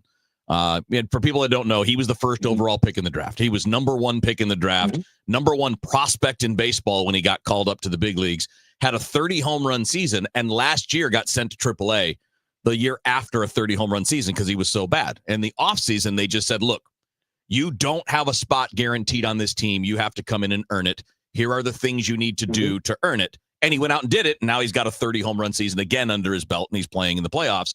That's kind of what I would advocate for when it comes to Walker. And I think to editorialize a little bit, Rob, curious if you agree, is that Cardinals fans need to get used to the idea that this is not about next year. If you were trying to win the division next year, you might be willing to move on from these guys to get more proven contributors that are going to make you better right away. This is not about 2026. This is about getting the franchise somewhere down the road, 2, 3, 4, 5 years, back to being able to win a championship. So these are the guys you need to be patient with, even if it means some more time in Memphis, because there's no rush. They're young. Yeah, I have two thoughts. Number one, I don't think he's guaranteed a spot for next year. I do think you're right about that. I think he's going to have to earn that spot. And again, it all kind of also depends on what other moves, the team makes over the winter. Right. Who's here, who's not here, right now the outfield is pretty, open up because you really haven't had anybody out there that has a proven track record of success. So, I think there's going to be some real changes in the makeup of that outfield this winter. So who they bring in is going to dictate, what happens with some of these other guys. But I also think that, there's another school of thought is that, the only way he is going to get better against Major League pitching is by facing Major League pitching. Right. So, I think that's also the flip side of having to, figure that out. I understand the arguments of wanting him to get more time in AAA, and the age factor works toward that, by him only being 23 years old. But I kind of also probably side on the side of, if he's going to get better at the big leagues, it has to come at the big league level. Rob, tell us about STLSportspage.com. Yeah, pretty much do day-to-day coverage of the Cardinals. Every game during the season, we have a game report, features, columns. I do a podcast with my son Mike once a week. Usually, we do a newsletter as well, which kind of catches us up on some stuff that maybe not necessarily is reported on on the website, but just some other interesting things, life, culture, food, things going on in St. Louis, things like that. So you sign up for the newsletter at stlsportspage.com, as well as just kind of get all the stuff available, there that we offer, the features, columns. Try to do a lot of minor league coverage, going during the season, go down to Memphis and Springfield and Peoria and write stories about, prospects and what people can see coming up on the farm system. That sounds like a pretty good life. You got work cut out for you. That's not bad at all. Yeah. I got lucky. I've been able to do what I want to do for a long time and go find some good stories and write them. And it's been fun. I've got no complaints. Well, Rob, it's nice to meet you. I know you've known Kevin forever, but first time I've talked to you, and we'll have you on again soon. We thank you very much. Okay. Thank you for having me. Appreciate it. Let me tell you guys about Universal Windows Direct. This one is one of those I don't relax and throw underhand when I'm talking about Universal Windows Direct, but it's not complicated. Everyone knows what a replacement window company is, and everyone who has a television has seen every window company's ad 1,000 times. So you have a pretty good, even I'm not in the market for replacement windows right now. And I can tell you, name me a company, I'll tell you what their gimmick is, right? So you guys are the same. I'm talking to people who know what they're talking about. If what I think plays into your decisions at all, I looked at all the different window companies. I chose Universal. I chose them because they are simple, because they are basic. They don't try to oversell you on how amazing a replacement window is. They're replacement windows. They're really good. They last a lifetime with a lifetime warranty and a 20-year warranty you can pass on to someone who buys your house. You never pay a dime for the windows once you buy them. That's great. Right now, they have buy two, get two for free, 0% financing for 3 years, and $500 off your total bill. 314-334-2522 or universalwindowsdirect.com.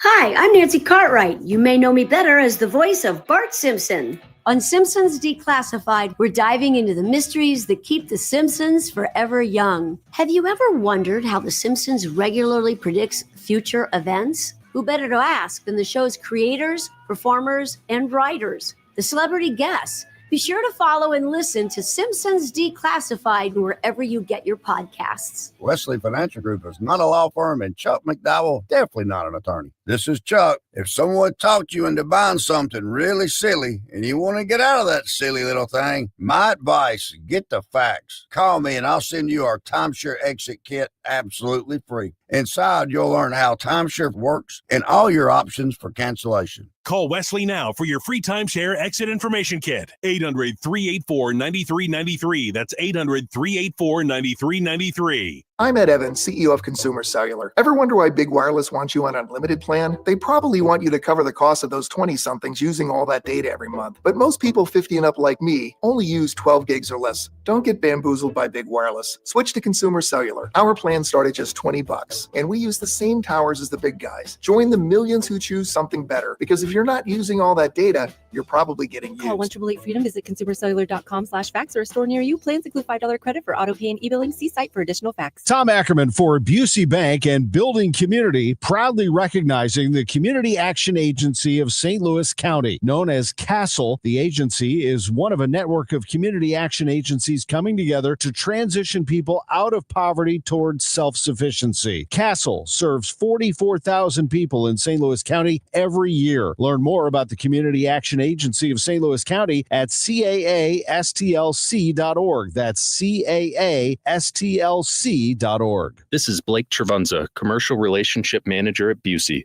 The Community Action Agency of St. Louis County, also known as CASTLE, helps people move from crisis to stability. With housing, food, health, legal aid, education, and more, CASTLE empowers families to break the cycle of poverty. Take action yourself and find out more about CASTLE, the Community Action Agency of St. Louis County.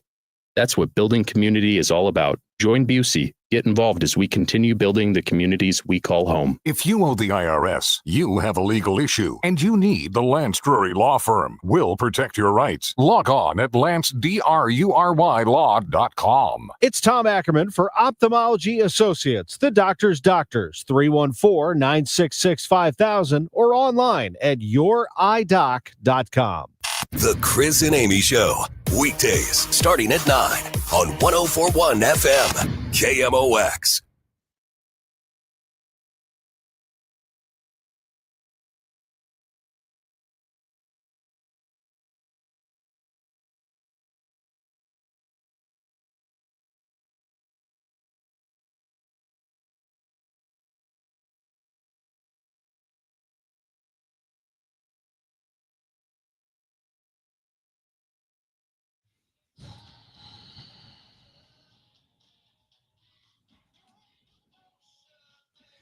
Welcome back, guys. DGS on KMOX 222.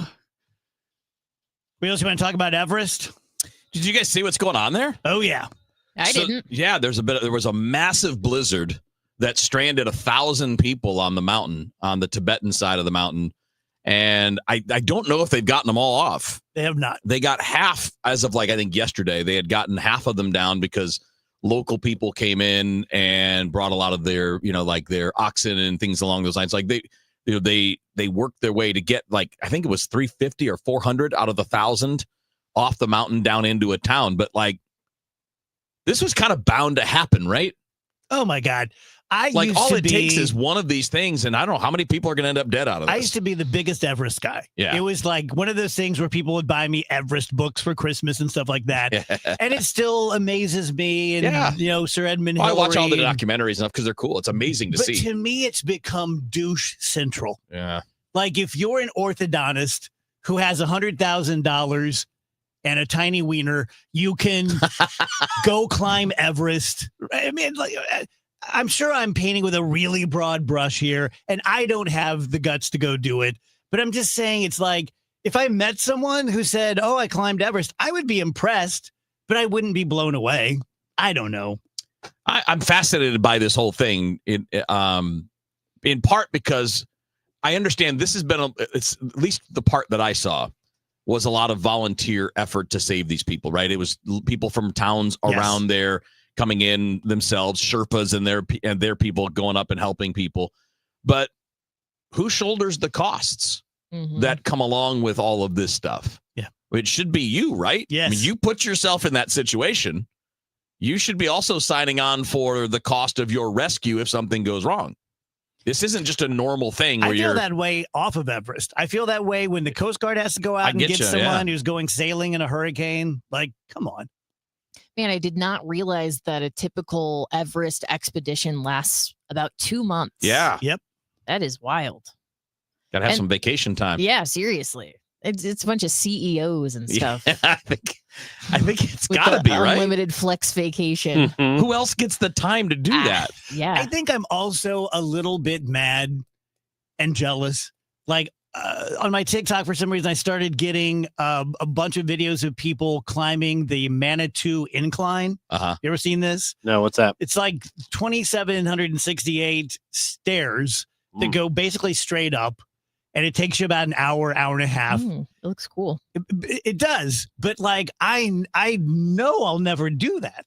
Mm-hmm. And it kind of makes me a little bit mad. I could do it. I could get in shape and do it, but I'm too lazy. Yeah, I mean, you guys have seen the state that I'm in after the regular amount of stairs here. I don't think I'm doing the Manitou Incline. I mean, if that's kind of your thing already, cool. Yeah. But it's kind of my vibe on Everest too, is it's not as much fear, although there would have to be healthy fear, right? I mean, you have to fear that mountain. If you don't, you're making a big mistake. Yeah. But it's also just like, I don't want to do all that. No. No. I don't. Like, I know I've put in things. I've done work where there's a lot of pain and you're doing it for a goal. Yeah. And to me, the goal there is just not worth, like, I get to say and show a picture of me being up there. Yeah. I don't know. That's not enough. Yeah. To put myself through that much pain.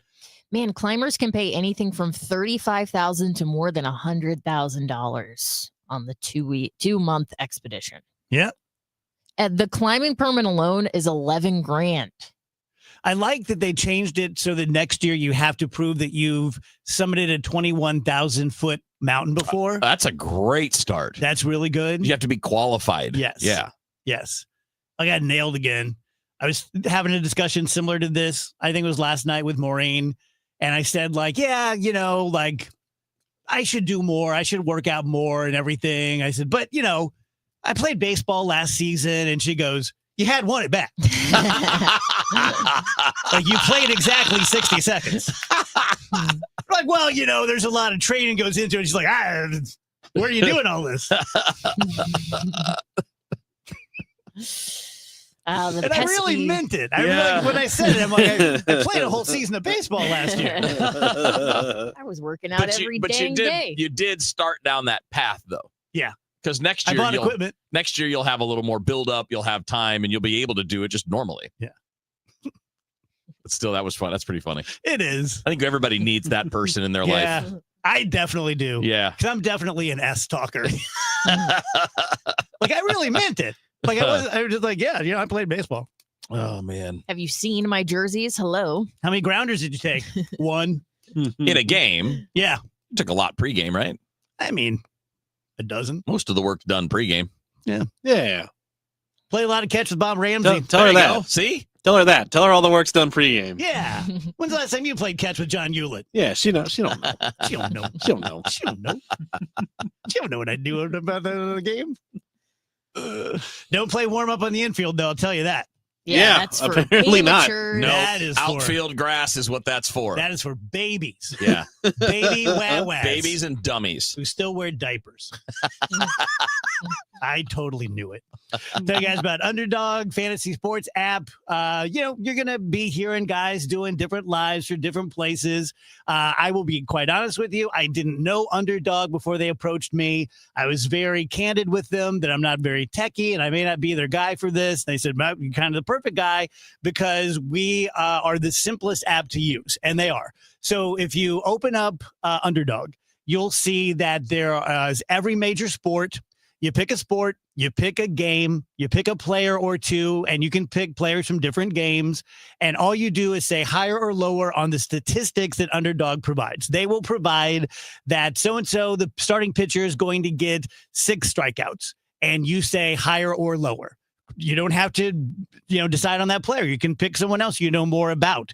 And then you can win up to 5,000 times your cash. You only have to put down $1 on any given game.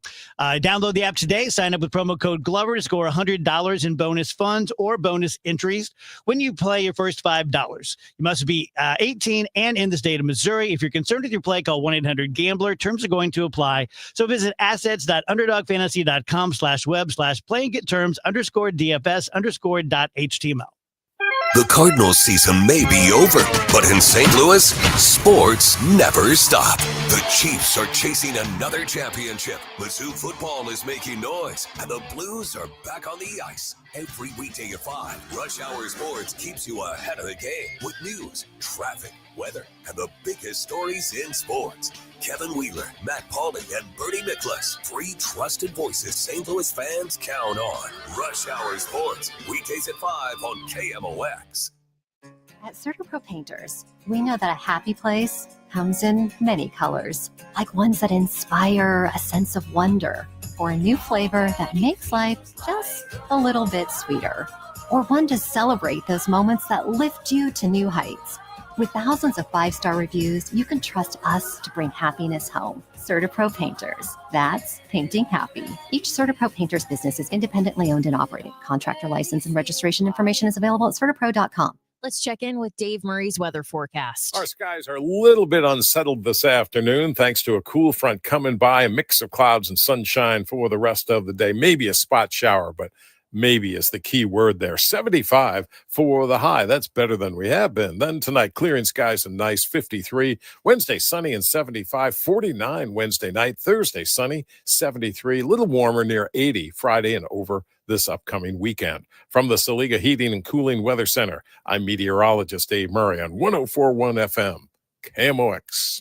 Weather sponsored by Renner Garage Door, forward and back, RENNER. Cardinal Cowboy here. Renner Garage Door has brought cheers to their fans for decades with the best styles, cutting-edge tech, and good old family values. Get your free repair or replacement quote today. Forward and back. Giddy up! RENNER, RENNER. We all hear the radio ads about the IRS. They tell you to be afraid, to be scared, and they try to frighten you into calling. I'm not here to do that. Tax Relief Advocates is different. TRA is here to tell you that if you owe money to the IRS, whether it's $5,000, $50,000, or $500,000, we have a solution. It doesn't matter if you're sitting in your car, at work, or with your kids. No matter where you are, call now. 800-575-9834. Don't lose hope. TRA can eliminate or reduce what you owe to the IRS. Generous programs are now available that can give you a fresh start. Our passion is taxes and helping individuals fix their IRS problems. We have over 1,000 5-star reviews on Google and an A+ with the Better Business Bureau. You don't need to be afraid of the IRS any longer. End your tax nightmare today by visiting us online at TRA.com or call 800-575-9834. That's 800-575-9834.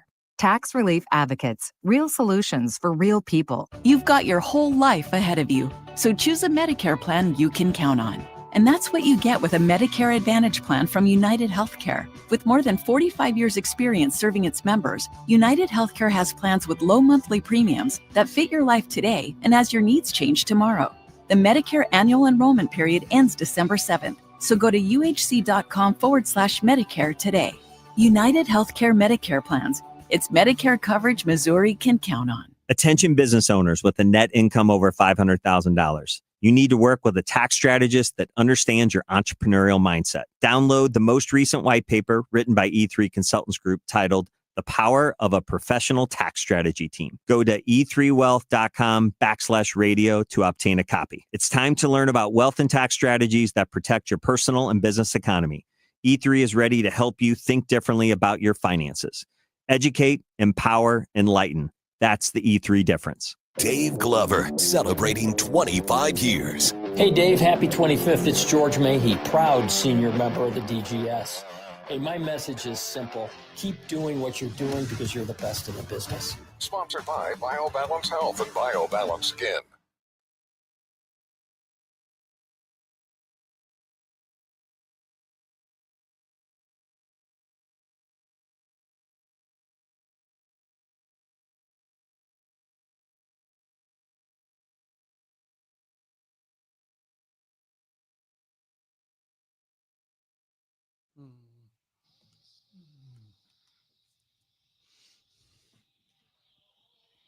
Welcome back, guys. DGS and KMOX. Can I talk a little bit more about myself? I mean, it's the Dave Glover Show. Something happens to you when you reach a certain age and you start like taking stock, right? And I've been doing that a lot. And I realized a couple things this morning that I like to do that are kind of weird. And the motivations are weird. And I just did one of them on the break just now. So one of the things I like to do is I love to inform people. And I like to do it so that people like me and see me as useful. Like just now, I saw on the television that the Tigers are in a rain delay. And I couldn't say to Kevin Wheeler fast enough, hey, looks like Detroit's in a rain delay. Because in my mind, somehow Wheeler's going to go, hell, I didn't know that. I need to keep this guy around because he knows stuff about baseball I don't know. And what's silly is Kevin knew they were in a rain delay before the manager of the Tigers knew they were in a rain delay. I was giving no information to Kevin. But so I guess I made a good job for that. But you didn't know that I would have known that. No, but even if I would have thought through it, see, here's the thing. it's a compulsion. Yeah. Had I thought through it, I'd been like, he's right next to the television. I'm sure he knows this. I'm just going to keep, pacing back and forth. But it's a compulsion like, oh, I can be useful to someone. You feel me? You guys have anything like that? Does that sound familiar at all? It's one of my people-pleasing strategies. Yeah, I mean, all I do is never shut up about anything, even though it's probably getting on everybody's nerves. I sympathize with this very much. However, I don't want you to be too hard on yourself, because a normal person would have reacted, I think, closer to the way that you were hoping. You're dealing with Kevin. You're dealing with Kevin, who is only doing one thing all the time. Literally every time I've ever seen him as a human being. I picked the wrong subject. And that is refreshing things about baseball. Yeah. Specifically his favorite team, the Detroit Tigers. Yeah. So it wouldn't have mattered if it was that game, though. If it was Yankees, Blue Jays, I would have done the same. I'm doing the same thing. Yeah. See. So you're right about the sport part, though. So normal people, I think, would react closer to what you were hoping for. So I like to inform people because I like to be the guy with stuff you don't know. And the other thing, I love to complain. I think that's universal. Rach knows this. She shared an office with me for 8 years. I do. It feels good in my body. Yeah. I don't know what it is. You're getting out. But I feel like a weight is lifted when someone goes, "How you doing?" I'm like, "Oh my God, I don't feel good at all." I feel kind of an upset stomach. And I'm a little bit poopy, and I just don't And I saw a thing by one of the bros on TikTok. The guy that's up at 2 a.m. and he's doing deadlifts. I do 12 days in 2 days. And he goes, "Rule number 1 for real men, never complain." I'm like, well, I'm out on that. I best become the best woman I can. What am I supposed to talk about? If I can't inform you of something or complain, I got nothing to offer. See, now I can identify, but that to me is anger. Instead of complaining, I get mad. And I yell. I swear. I throw things. But I know that feeling. You got to get it out. You can't hold on to it. Yeah. At least I can't. I would be miserable to be with in many ways. Like, I just would. Like, I'm a barrel of monkeys. I can be fun. But like, there's like that, like the complaining thing, that would drive me nuts. Who doesn't have things like that, though? Yeah, we all have a different bag name full a person of tricks. that doesn't have something. Yeah. I mean, you have a crazy rage monkey in your basement. You hear me screaming and yelling for no apparent reason in 10:30 at night. And it's probably because I'm playing a video game and I'm mad at it. What's interesting to me about my own personal evolution is how many decades I spent with none, where it was just running as fast as I could, banging into people, getting bruising people, like a big, long recess in grade school. And then you get to the other side of life, you're like, what was that? That was kind of crazy. So, okay, time for other people to make confessions. Last night, I got mad at Michael Kelly for maybe the strangest reason I've ever gotten mad at someone. I ordered Popeyes in a strange move for me. Got the 4-piece. And I got it there, and it looked good. And then I remembered something that Nick told me about his boss, Michael Kelly. Michael Kelly can't eat chicken on the bone. It grosses him out. I get it. I feel like he said that in here before, Yes. too. And that got into my head, and I took one bite, and I'm like, I can't do it. Why? Why don't you just cut it off there then? It just got to me. Because I have the same kind of thing. I didn't clock it as much until he said that. But yeah, he ruined my Popeyes. So you want boneless chicken? Is that what you want, or you want to stay away from chicken altogether these days? No, it's just a one-off. I think I'd be fine. Just eating in it that today. moment. Just in that moment. You were like, nope. Yeah. Once I start sort of focusing on something, good or bad, it's kind of there for a while. Gotcha. So. But temporarily in this case. Yeah. I might want to go Tendies, though, for a while. We was just saying that he had a really long, very vivid dream last night. Were we in it? I don't think so, because it was like it wasn't even my neighborhood. It was in a neighborhood. And some of the people in it were people I knew, like my wife was in it, but then there were other people in it that I have no idea who they were. Was Angela Huddy in it? No. She was a friend, but no, she wasn't in the dream. Because there's no, we weren't doing weather. I'd have liked to have been in a dream with Angela Huddy, running from zombies. Yeah, it was a zombie dream. dream. I watch you all the time. It was a zombie dream. It was crazy. Do you think Angela's listening and her feelings are a little hurt? No, It was I like don't all my think friends feelings were are in hurt. this. All my friends were in I this. said I'd like to be in a dream. I with didn't her. say all of my friends. I said some people I know were Just in the good it. ones. Yeah, And then, yeah, just the most people of he really likes. Most of the people were kind of NPCs in the dream. Just Did you kill any zombies? I don't remember killing, but I remember like knocking a bunch out of the way, like just like getting them out, you know, because it was weird because it was like, okay, zombie apocalypse is happening. We're figuring this out on the fly. We're in a neighborhood, like a suburban neighborhood, but not my own. And we all decided the best way we could get through this is we're all just going to stay inside a house. And it ended up being like 3 or 4 different houses of people. And we're all like trying to barricade it and do all, and apparently it worked. And somehow in the dream, time passed. And it was later on, and it was like back to okay to be outside and just got to be quiet. And then it turned out all of the different house factions started hating each other. And we were all like fighting with each other. And we're like, and then at the end of it, it was waking up to, why are we even fighting each other? There's zombies trying to kill us, man. We should probably cooperate a little bit. It'd go easier that way. That's and then exactly I how it would happen, though. You're so right. You are so right. And it's crazy because it was like out of nowhere. I hadn't seen a zombie movie, hadn't watched anything. But you watched the first episode of Ed Gein. Yeah, it was good. Yeah. It's creepy. Right? Right? He's a little weirdo. What's funny about his voice in that is it's the same voice I used as my puppet voice. Yeah. When I was a kid, when I had OCD and my dad threatened my life. Did the same way as Ed Gein. He's like, I want 2 straws. Did the person chair look comfortable, or is it like I hadn't gotten to that yet. Okay. Yeah, I just that's saw second I just episode. saw the first episode. That's all about his ma. Who's the lady from the original Roseanne Barr show? Yeah. Roseanne? No, the other lady, the sister. aunt? Yeah, Aunt Becky. I feel like it's What's Aunt her damn Becky. name? Real life. I don't know, but she's in it. She's mom. I liked her. Yeah. Probably not as his mom. She's She was probably also terrible. kind of, wasn't she a villain in one of the Scream movies? I don't know. I don't know. I think she was. Everybody Lori was. Metcalf. Yeah, that's it. Yes. Yeah. Yeah, Aunt Becky. I shouldn't even say this. What is it? I'm just going to stop. Just say it. No, I won't tell anybody. Nobody's listening. Yeah. Ed Gein's mom gave off a couple of vibes like my mom. No, and you had the puppet voice. So what does that say?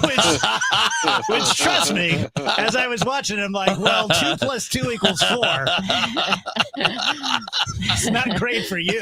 Dave comes into work today and he's talking like Ed Gein. Well, we were just doing this yesterday. Is that what he really talked like? I've never clocked I it. think that Charlie went a little over the top with Okay. it because on TikTok I'm getting a lot of Ed Gein stuff now. Oh, so he did And you can interviews hear and his stuff when he was voice. in jail or Yeah, whatever? they have all the recordings of their interrogation with him. Ah, okay. And he doesn't sound just like that, or is it Nah, just similar? It's similar. He's a little high pitched, but Okay. he's a little less creepy. Gotcha. Hold on. Addison Rae is in this show? Who's that? As who? As Evelyn Hartley? Yeah. She was like a TikToker that is now a pop star. Mm-hmm. Very beautiful girl. Was not expecting to see her I don't know. in the cast list. Victim number 1. She's My a victim. goodness. Oh, all right. Person chair demo model. Yeah. Don't know what that is.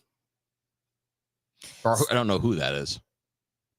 We haven't seen it. Wasn't in the episode yet, the first one? Was she in the first No, one? Okay. it's not even. I'm not up to her yet. Oh, okay. Oh, sorry to spoil it for anyone. Damn out there. it.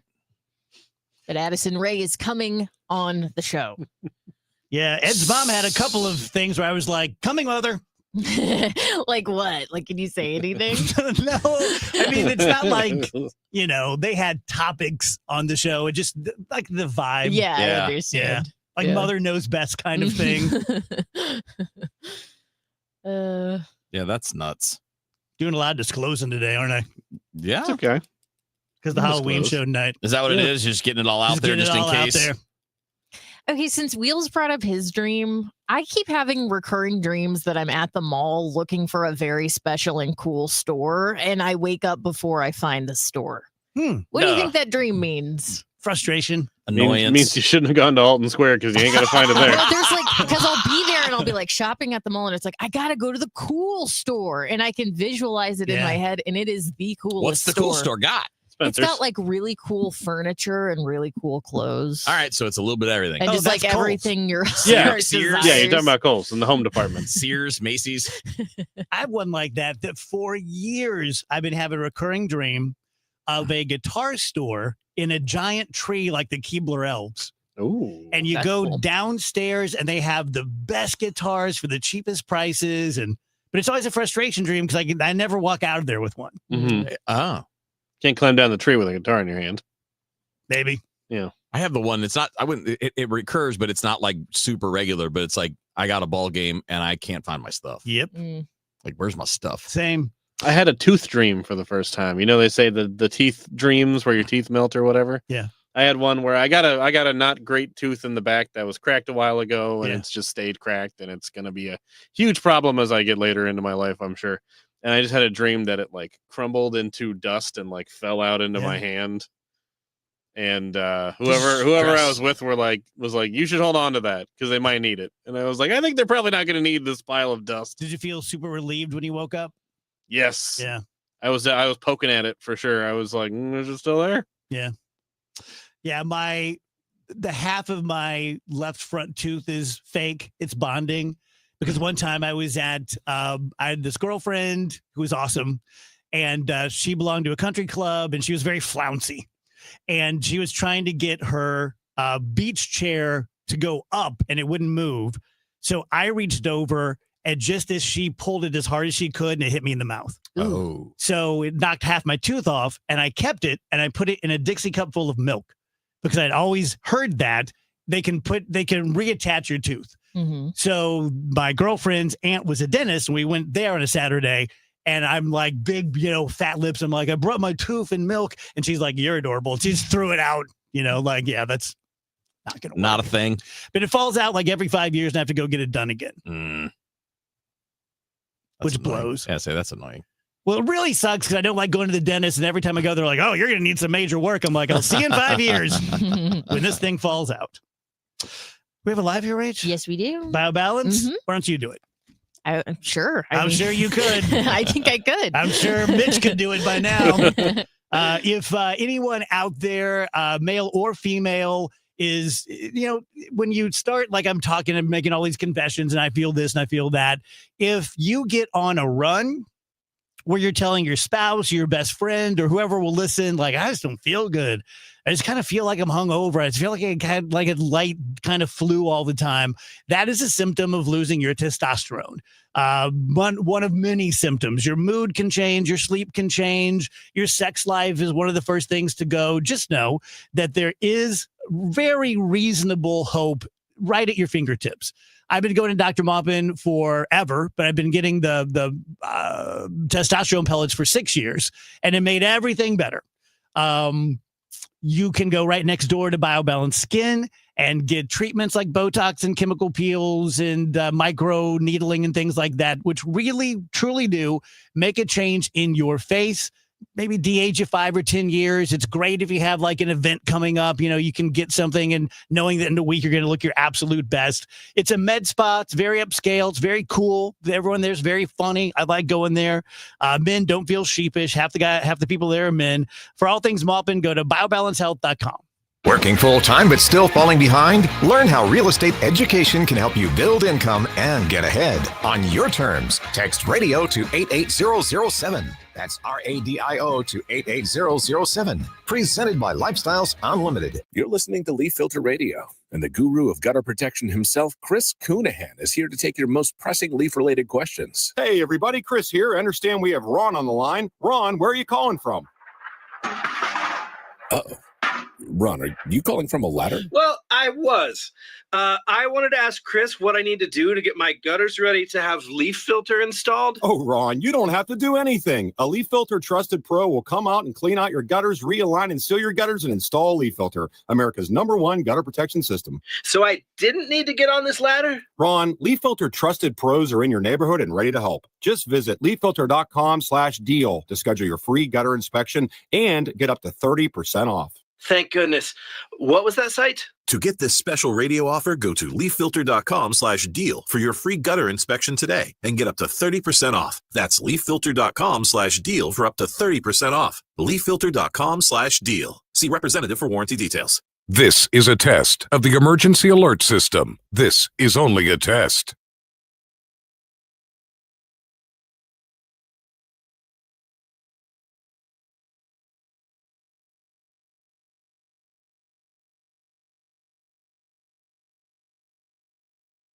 This has been a test of the emergency alert system. This was only a test. Do you hear that? Asthma triggers are everywhere, from dust mites, pet dander, and pollen, to smog and smoke. An asthma attack can strike anywhere, anytime. Be prepared with quick-acting Primatene Mist. Clinically proven to open airways quickly. It's the #1 FDA-approved asthma inhaler available over the counter. Primatene Mist. Breathe easy again. Use as directed. Ooma. What was that? That is business phone bliss with the Ooma Cloud Phone System. It handles all our voice, video, and messaging needs. You sound very calm. I am. Ooma has everything I need to run my business more efficiently, like virtual receptionist, call routing, and video conferencing. And it starts at just $19.95 per month per user, plus taxes and fees. Ooma. Nice. Find your business comm at ooma.com/radio.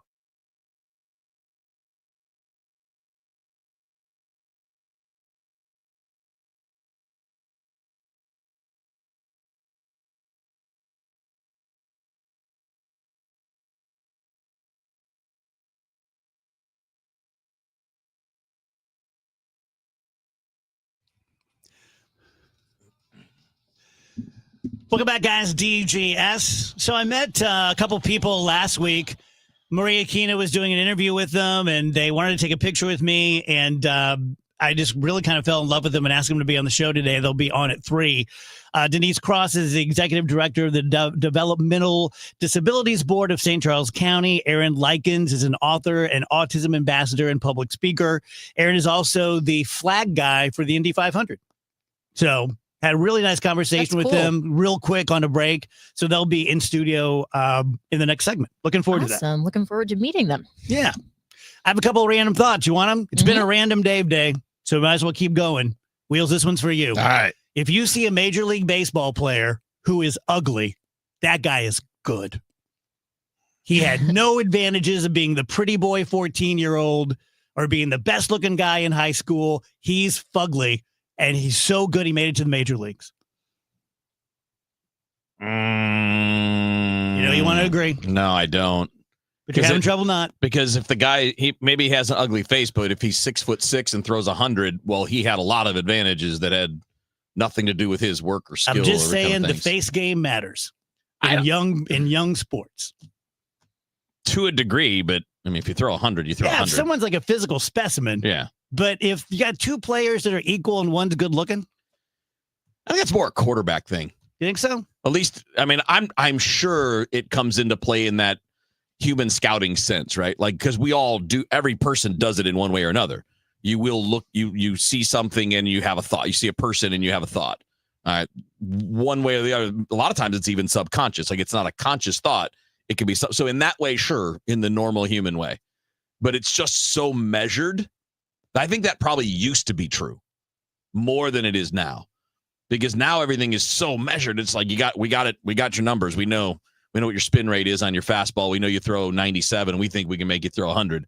Like it's almost too scientific compared to what it is. But I still say it's better than he's got a pretty face and good hair. He looks, because that in football that used to be a thing. Did you know that? No. Like, football scouts used to scout quarterbacks, and they used to look at if he's a good-looking guy, he's probably got confidence because he's always been popular. And if the guy has a good-looking girlfriend, it means he's got confidence, and we like that. Less scientific. Like, I know, this is what I'm saying. That used to be a way that football evaluators evaluated quarterbacks. Like, I'm not that far, like 30, 40 years ago, they would do that stuff. Interesting. So yeah, because there are like that's how we can figure out he's a stud, right? Because he's got a good looking girlfriend. Like, all right, dude. I mean, come on. He got a good looking girlfriend because he's the quarterback of the team, and in every high school, who's the most popular player on the campus? It's the quarterback of the football team. Especially if the football team's good. If they suck, nobody cares. But or the class clown who's too neurotic to let people know they're funny. That guy cleans up. You know, the real quiet one. But I do think that you're right that not long ago, that would definitely have been a factor. If it is now, it would be more of the subconscious. Yeah. Man, when it comes to like the real attractive athletes, I always just think like, why? Yeah. It's not fair. You got all that? Yeah, you're that attractive and you're that good in your sport and you're probably smart and funny too. Like, give me a break. Mostly not smart. No, I'm kidding. Yeah, it's like billionaires. Spread it around. Yeah. How many of the billionaires do you see that are like hot? I'm trying to think of one. Yeah, that's a good point. Why is that? Maybe ugly people try harder.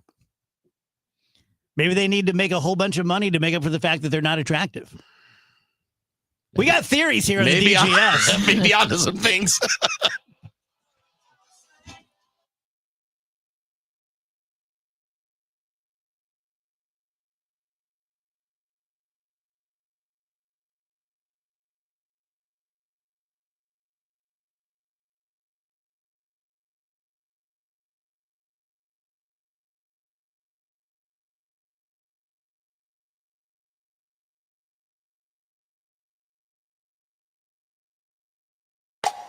When you want a brand new kitchen, there's nothing to it. There's a brand new way to do it. 3-Day Kitchen and Bath. Rochelle talks about her experience with 3-Day Kitchen and Bath. It was a wonderful experience. I had heard about them on the radio. They come out to your house. They let you know what they do. They let you pick out your features, your colors, and then they come into your home the morning they start. They walk you through, this is what's going to happen, and you leave for a few days, and you come home, and it's done. Was it easy? It made it easy because you're not in the middle of a mess for 2 or 3 months. Left on a Tuesday morning, and it was done on a Thursday night. We came home Friday morning early because we were so excited. What was your reaction when you first saw it? Wow. It's about time. 3 days or less. At 3-Day Kitchen and Bath. Sawyer Brown. Some girls don't like boys like me. Oh, but some girls do. And Lone Star. Every little thing that you do. Baby, I'm a Live Saturday, March 14th, the Family Arena. Get tickets Friday at noon at the Carroll House Furniture box office located at the Family Arena or Ticketmaster. Don't miss Sawyer Brown and Lone Star together live.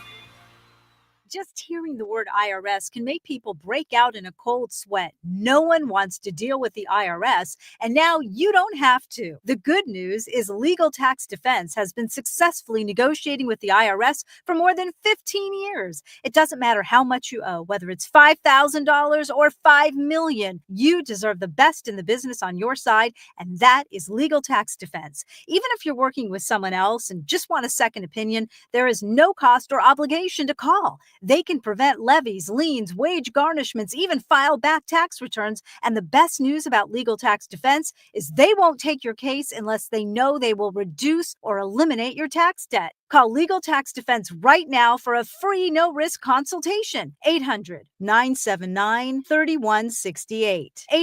800-979-3168. You have nothing to lose, but everything to gain. 800-979-3168. If you or anyone you care about is facing a family legal matter, call Cordell and Cordell today at 1-855-GET-LEGAL. There's a lot on the line in divorce. This is Joe Cordell of Cordell & Cordell, the largest family law firm in the country, with over 35 years of helping clients navigate divorce. But being big doesn't mean less personal or less local. Our attorneys live and work in your community, and as neighbors, they understand the challenges your families face. Divorce touches all areas of your life: your home, savings, retirement, and of course, kids. So when you find yourself facing divorce, you need a partner you can count on. If you or anyone you care about is facing divorce, contact Cordell and Cordell today. With over 100,000 clients served, we understand the challenges you're facing on a personal level. Call Cordell and Cordell today at 1-855-GET-LEGAL. That's 1-855-GET-LEGAL. The choice of a lawyer is an important decision and should not be based solely upon advertisements. 600 Kelwood, St. Louis. News, talk, cards. KMOX AM St. Louis. KMOX FM Hazelwood. Always live on the free Odyssey app. At 3 o'clock, we've got a cloudy sky. Right now, 74 degrees downtown at the Arch. The St. Louis City Police Department is changing its approach with downtown's open-air drug markets. Without naming specific locations, St. Louis City Police spokesman Mitch McCoy says they shifted strategies last week, focusing more resources on the downtown drug markets KMOX has reported about in recent months. McCoy says this change contributed to 9 arrests. Numerous felony charges from a stolen car. Officer sees a firearm. As I mentioned, they witnessed several hand-to-hand drug transactions. In July, when asked about the downtown drug market behind Soldiers Memorial, McCoy said the department was conducting an investigation. He said the investigation remains a priority, teasing a potential quote-unquote bigger splash.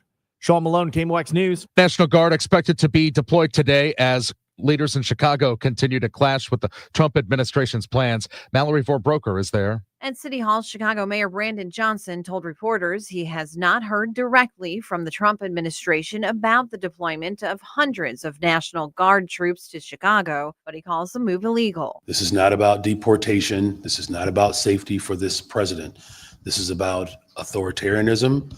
It's about stoking fear. It's about breaking the Constitution. He says he's in touch with local and national mayors amid safety concerns from their residents. The hell that this president has unleashed on cities like Broadview and Franklin Park shows he has no respect and a complete disregard for local politicians.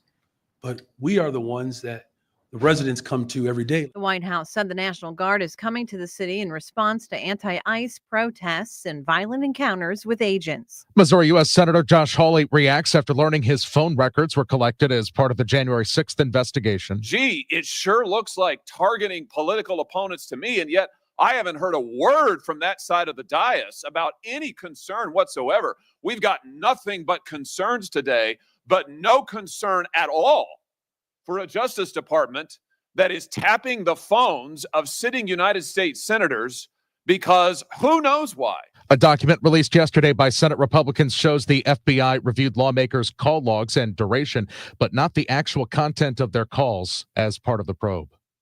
A federal jury finds Torch Electronics engaged in unfair competition. That's the company behind thousands of unregulated slot machines in Missouri. The jury yesterday awarded $500,000 to a traditional bar game provider, which had sued Torch, alleging the casino-style machines pushed their games out of the market.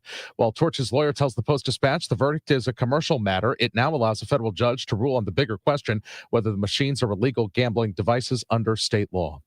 From the KMOX Business Desk, sponsored by Krentz Financial Group, KFGadvisors.com. Gold surpassed $4,000 an ounce for the first time. Here's Jason Brooks with more. Gold is seeing a lot more interest than usual as a traditional safe haven bet due to the combination of the government shutdown, geopolitical tensions, and continuing strong demand from global central banks. The precious metal has rallied 50% higher in 2025. However, not everyone is buying the gold rally, with billionaire hedge fund manager Ken Griffin telling Bloomberg that it's concerning to him that investors are starting to consider gold as a safer asset than the U.S. dollar, indicating that investors are raising odds of the U.S. government potentially defaulting on its debt. Let's get an update of the St. Louis Business Index. To Stifel we go. Scott Link. Scott. Good afternoon, Michael. Rising gold prices and consumer pessimism about the labor market and future inflation led markets lower today, with the Dow Jones falling 92 points to 46,602. S&P 500 was off 25 to 6,714. The Nasdaq fell 153 points to 22,788, and the Bloomberg St. Louis Index was off 7 points to 1,611. For stocks of local interest, a couple bright spots today were Energizer up 66 cents to $24.81, and Centene rose 78 cents to $38.42, and the leading decliners were Caleres off 88 cents to $13.05. And Build-A-Bear Workshop was down $1.95 to $58.06. Finally, Stifel Financial was off $2.27 to $110.99. This has been Scott Link, Senior Vice President of Investments at Stifel, member SIPC, New York Stock Exchange. For more information on Stifel, please visit our website at stifel.com. We've got a crash on 270 going south at 55 north, and MoDOT says significant lane closures there, including the left exit. I also have a crash as we go to 370 going east to Truman Boulevard. That is on the right shoulder there. 270 south just past 44 on the right shoulder there. southwest flow is back, so we are a good 10 plus degrees cooler this afternoon, 75 for the high. A mix of clouds and sunshine. Still got to keep a chance of a spot shower, but man, do not expect much of anything. Tonight, clearing skies. It's nice overnight, 53 degrees. Wednesday, sunny, 75. Wednesday night, clear. Maybe the chilly word, 49 for the overnight low Wednesday night. Thursday, sunny and 73, a little bit warmer, near 80 Friday, Saturday, and Sunday. From the Saliga Heating and Cooling Weather Center, I'm meteorologist Dave Murray on 104.1 FM, KMOX. Sponsored by the Woodlands of Arnold Senior Living. Right now, cloudy skies, 74 downtown. I'm Michael Calhoun, KMOX News. The Woodlands of Arnold campus offers skilled rehab, a beautiful assisted living community, and a secure memory care to keep your loved ones safe. Check us out at rspseniorliving.com. That's rspseniorliving.com. The Dave Glover Show is sponsored by the Michaels Flooring Outlet, the flooring experts. IGotFloored.com.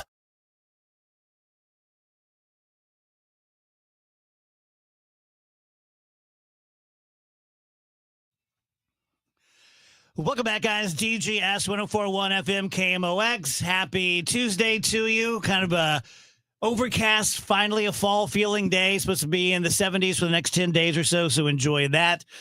So the other day, Maria Kina was interviewing a couple people, and I was kind of nosy and watching to see what was going on. And then they came back near the studio, and I got to meet them and invited them to be on the show today, and they're live in studio. Denise Cross is the executive director of the Developmental Disabilities Board of St. Charles County. Aaron Likens is an author, autism ambassador, and a public speaker. And I can't wait to dive into this. It's just so interesting to me. So thank you both for being here. Priscilla, thanks for being here for moral support. Aaron, let's start with you. So when did you get your diagnosis? How young were you? Age 20. Wow. So I got my autism diagnosis age 20. Asperger's was what I got at the time, which I had never heard of it. Sure. Not many people had. December 2003, it just wasn't autism awareness, understanding, acceptance, nowhere where we are today. And unfortunately, my doctor didn't even know what it was. He sent me to go get an assessment. He told me, I don't know, you have it, good luck. Right. So I had to go on the internet to see what it meant because, you know, everything on the internet's true. First thing I read, unfortunately, which has motivated me to be a public speaker and do what I do. But the first thing I read, December 2003, said that people with my diagnosis will never have a job, will never have friends, will never be happy. And that was absolutely crushing. I now know that is as far from the truth as possible. But when I got my diagnosis, it was not good. So tell me about your childhood. Like, did you sense something? Did your parents sense something? My childhood, to be honest, I thought everyone else were the different ones. Okay. I grew up in Indianapolis. Fair enough. And the two things I would want to talk about were the weather, because I did find it really interesting and I was absolutely deathly afraid of it. And I was sure every day a tornado was just going to come and wipe Indianapolis clean off the map. And auto racing. I would talk about those two things nonstop all the time. And my classmates, when I would talk about, and this is in kindergarten, mind you, talking about jet streams and severe thunderstorm watches and the National Weather Service, they would back away from me slowly. And being on the autism spectrum, I don't typically pick up on facial expressions. Like, what's wrong with these guys? Right. So as they backed up, I would just keep giving them more information and following them. So so I gravitated towards talking to adults, which at parent-teacher conferences, my parents would hear, well, you know, Aaron, he doesn't socialize too well with kids his own age, but he talks to us just fine. So you know what? Don't worry about it. Maybe he's smarter. So they had selective hearing. They only heard the second half of that sentence that maybe I'm smarter, completely missing the fact that socially I was lost. Yeah. Were you able to articulate that to your parents at some point? It wasn't until after my diagnosis, when I was writing my first book, that's when I finally communicated. Before I started writing, I was the least emotional person in the world. If you ask me anything subjective whatsoever, I would give you 3 and only 3 words. I don't know. Which, had I been on the radio 21 years ago, that would have made a really fun interview with just, I don't know to everything. You have a future in talk radio. But no, it was through my writing, which thinking back, I wish I could have articulated the challenges, the sometimes feeling isolated, but then also when I was forced to socialize, the boy, I wish I were isolated right now. Yeah. I just didn't have that ability to communicate, which many of us on the autism spectrum, we are horrible self-advocates at expressing how we feel. There's a misnomer out there, lots of misinformation that people on the autism spectrum have no emotions. Oh, that couldn't be further from the truth. It's just that part of our brain where we can express it, very hard to get it out. So when you were having trouble socially, did you clock it at the time? Like during interactions, were you thinking, I'm awkward? Or were you thinking their response is really awkward? I would say I was so in tune, so focused on my interests that I don't think it was something I even considered. Okay. I was so within myself, so just wanting to talk about the Indy 500 and wanting to talk about the weather and perhaps states and capitals. Those two were interesting at the time, but that was it. So socializing just wasn't something. Yeah. You weren't trying to charm people. No, or play not at people. all.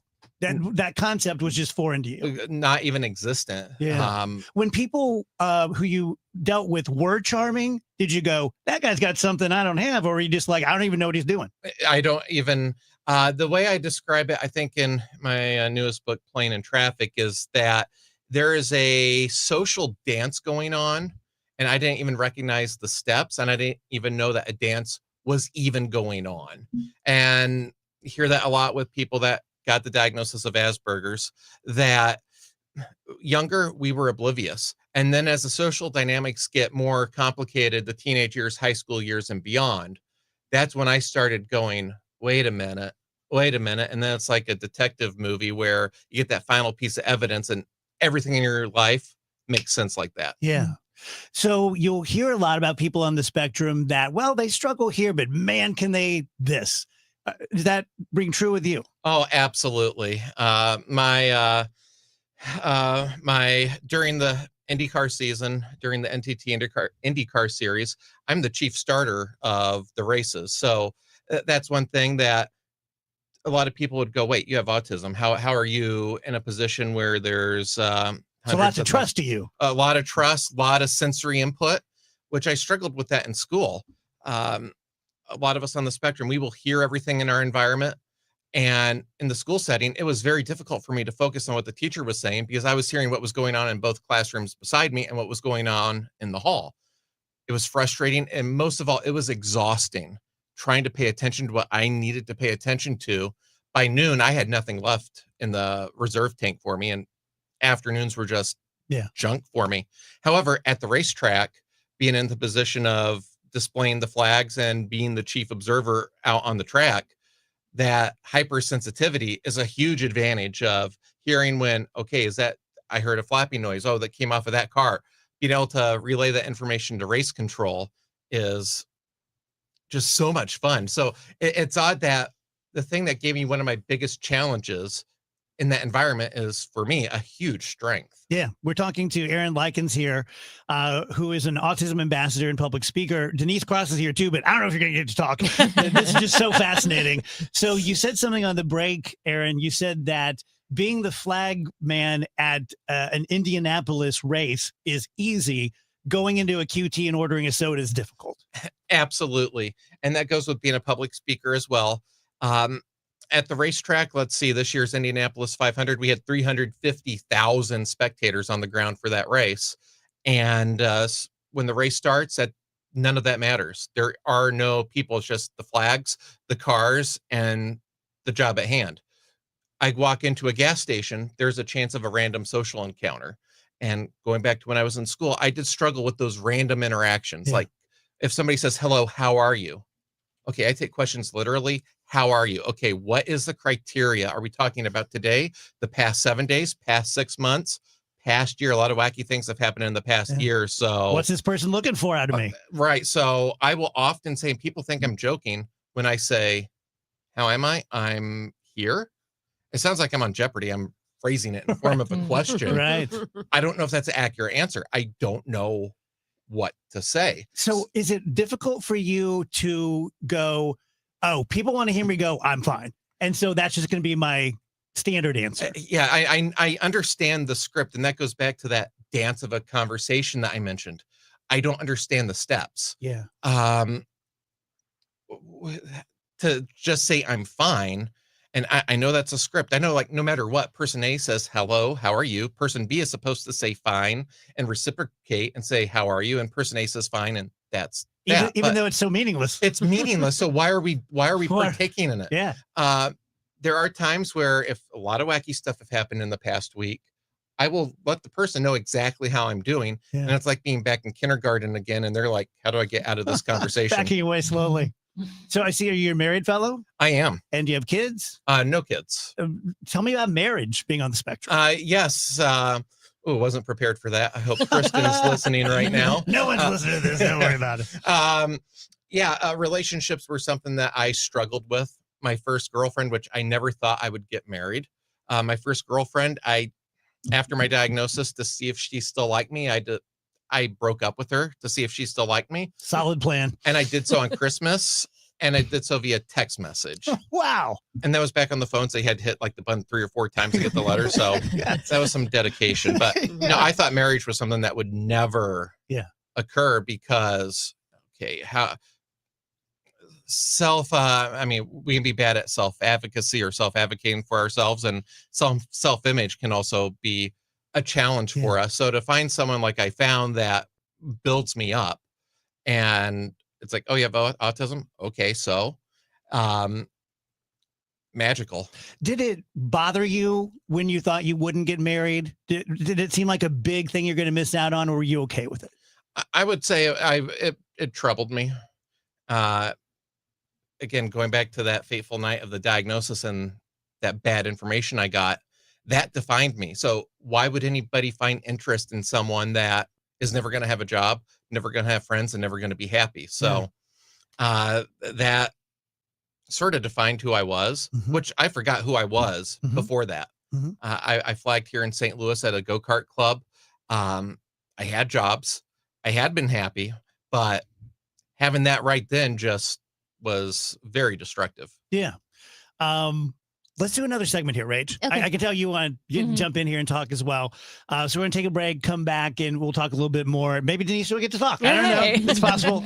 I'll tell you guys about Trident Exteriors. Tim, the owner, is a really great guy. He's a barbecue guy like me, so we bonded over that.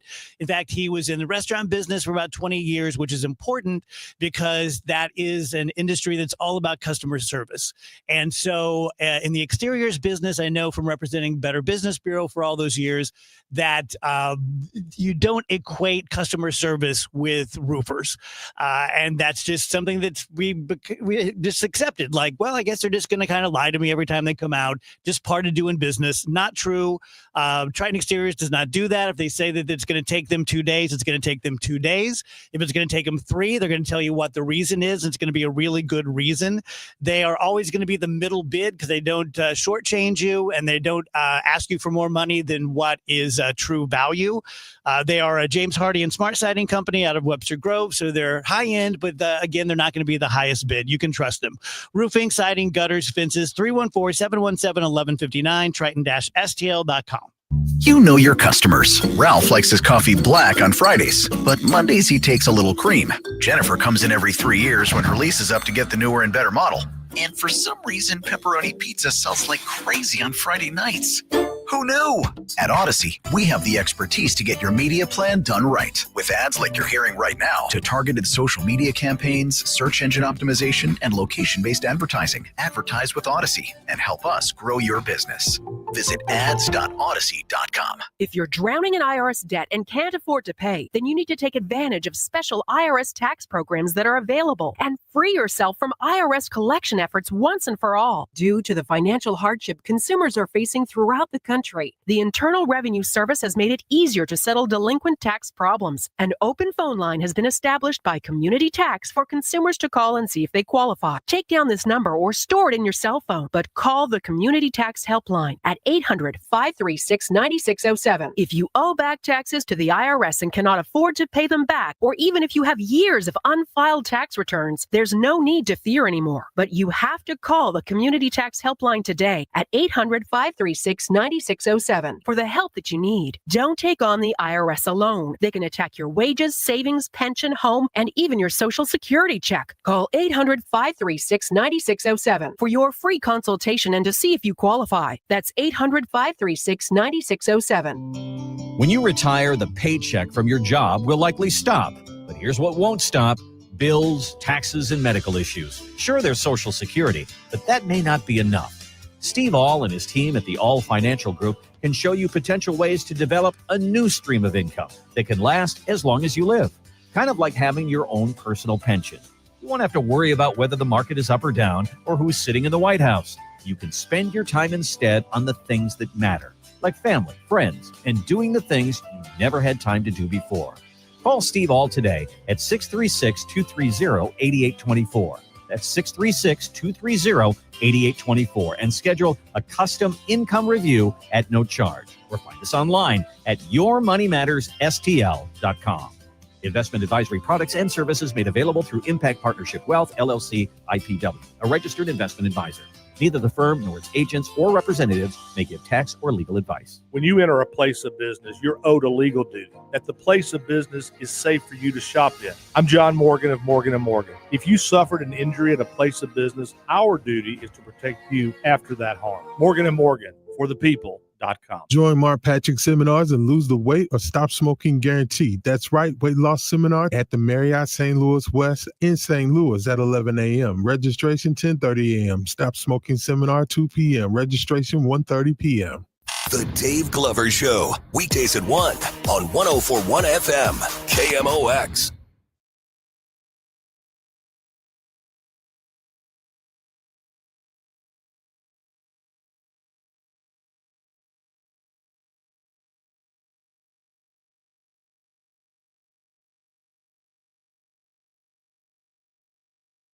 Welcome back, guys. DGS on KMOX. We have Denise Cross, who's the Executive Director of the Developmental Disabilities Board of St. Charles County. Aaron Likens is an author and an autism ambassador, public speaker, and flag guy for Indianapolis and Indy Racing. And it's just been really fascinating. Aaron is very open about this. We're just asking him everything. And I'm sure some of these things might seem inappropriate, but like when I met you the other day, I'm just so into this. Like I see, a lot of me in Aaron, and I've always wondered about that. So, well, and I always say I'm a little starstruck every time I get to sit with Aaron because I got to see him speak several times before. I mean, most recently was this spring in San Diego. And at that time, met him, got his book, and he said, I live in St. Charles. And I was like, hold on, we have to do an event. So we are doing an event. It's this Thursday. It's free, open to the public. You can go to our website, ddrb.org, to find the way to link to the Eventbrite to be able to register. We have limited space, so we do ask for people to register. It's 2 parts. So we have one part from 1 to 4:30 where Aaron will speak, and then there'll be some breakout sessions a little bit more involved. Yeah. He'll also be selling books and do a book signing there. And then we have another event in the evening that's just Aaron speaking. It goes from 6:30 to 7:38. Also an opportunity to grab his book and have it signed. But yeah, meet this guy who's awesome in person. Yeah, that's cool. Yeah. Rach, you just tell me to shut up and jump in when you need to. I'm just going to ask this question. I'll give it to you. Okay. Aaron, when you meet either children who have autism or parents of children who have autism, do you have a set sort of, here are my big 3, here are things you need to know? Yeah, well, I know my number 1 is if you've met one person with autism, you've only met one person with autism. My story is not going to be another person's story. Other individuals on the autism spectrum working at a racetrack might not be their preferred place. There's other individuals that will be great artists.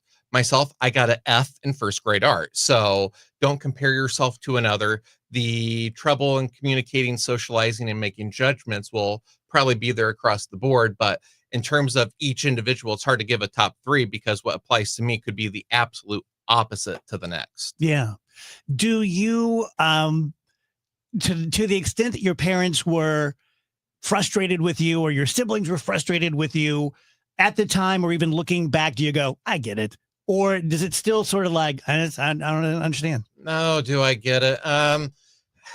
Depends. I mean, for me, the times I would talk 3 hours about auto racing, I mean, that is a great time. So You're having a blast. I'm having a blast. So the fact that they might not have, do I get it? Maybe. How about if someone else with autism wants to talk to you about game shows for 3 hours? Are you also backing away slowly? Game shows? Absolutely not. Okay. That is also another thing I absolutely love. Okay. So what if it's outside of your interest? I've had that. One person once came up and talked to me about the history of motorcycle helmet production. And I'm socially, I don't know what is rude or not. So I just stood there for an hour. So I did think, so this is what my second grade teacher felt like. But I learned a lot. I think I forgot most of it, but that's great. Aaron, you mentioned in the last segment that connecting with your emotions was kind of difficult until you started writing. So I'm curious, like, what made you start writing, and then what is that process like for you? I think I started writing the emotions, the frustration, the depression was getting so overwhelming that I think a proverbial fuse blew in my brain that allowed for that outlet. There were these things I couldn't speak, and I felt and I'd refeel and I'd feel again, and they didn't go anywhere. It was like Groundhog Day. Get up, same emotions, hopelessness. Back then I was the messenger of no hope. So living like that for 15 months, it was either self-destruct or have an outlet. And I discovered writing, which is bizarre. I hated to write. If you would have told me when I was in school that I'd be an author, oh, that would have made me laugh so hard. But it was just that it was me wanting to. I think in the Amazon write-up of my book, it says I wanted to tell the world. No, I started with just wanting to tell my parents who I was and why I was, because I couldn't have a conversation like this. I couldn't be open without saying, I don't know. Processing, that's the difficult thing for me in open-ended conversations, is envision it like a chess match. Person A moves, person B responds. Well, being on the autism spectrum, it's like playing chess without being able to see your opponent's pieces, and yet still trying to calculate all the potential moves. So you're trying to calculate infinity. It's impossible. However, through writing, that's a one-way medium. Mm-hmm. So that first night I wrote, I think I was up for 7 hours. I finished it at 5 a.m. I printed out 28, 38 pages, single spaced, and set it on my dad's stove for him to read in the morning. And the next morning, I remember I didn't ask, was it good? I just asked, it wasn't bad, was it? And that was it. I said, I can't have any more conversation right now other than it's not bad, is it? Last question.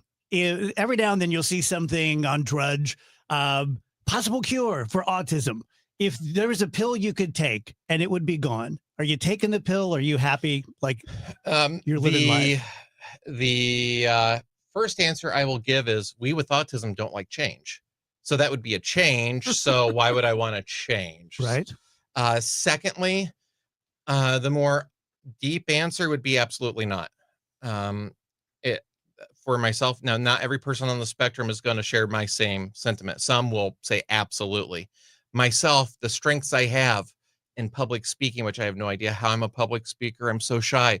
And having my dream job of getting to wave the flags over the Indianapolis 500, the biggest single day sporting event in the world.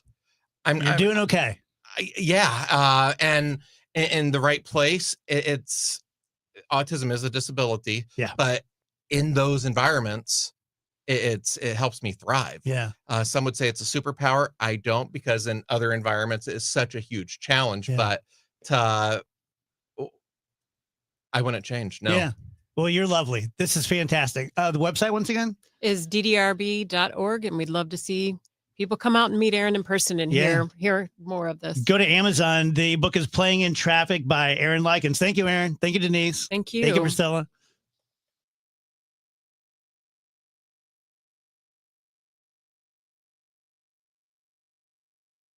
At CertaPro Painters, we know that a happy place comes in many colors, like ones that inspire a sense of wonder, or a new flavor that makes life just a little bit sweeter, or one to celebrate those moments that lift you to new heights. We can reawaken any space to make your happy place your home. CertaPro Painters. That's painting happy. Each CertaPro Painters business is independently owned and operated. Contractor license and registration information is available at CertaPro.com. Traffic from the MichaelsFlooringOutlet.com Traffic Center. We got some delays on the Illinois side this afternoon. The one I think you're a little bit used to is that roadwork backup. We're jammed again this afternoon. Westbound 5570 west of 255 from about Black Lane, most of the way to 111 lane restrictions there. And we have a crash a little further to the south of there. Northbound 255 north of Route 3 Dupo lane restrictions, and it's jammed back to the Dupo exit, so it's not too extensive there yet. Southbound 270 is bogged down, approaching 364 down to Ladue. It's heavy again from Doherty Ferry, most of the way down to Gravois. We had a crash on the shoulder in that area. Then it's slow again approaching Tesson Ferry. Westbound 64 from the Science Center headed out to McCausland, Clayton Worcester out to about Spady, and then it's just slow Lake St. Louis Boulevard toward Prospect, but it's not even the whole way through there. South 170 busy at Brentwood, eastbound 64 heavy at the Interbelt, westbound 70 looks good all the way out, just a little busy at 61, so no complaints for you there. Southbound 55 south of Arsenal to Bates, you've got the usual delays, a little heavy approaching Highway Z. I'm Roger Brand in the MichaelsFlooringOutlet.com Traffic Center. You've got your whole life ahead of you, so choose a Medicare plan you can count on. And that's what you get with a Medicare Advantage plan from United Healthcare. With more than 45 years' experience serving its members, United Healthcare has plans with low monthly premiums that fit your life today and as your needs change tomorrow. The Medicare annual enrollment period ends December 7th, so go to uhc.com/Medicare today.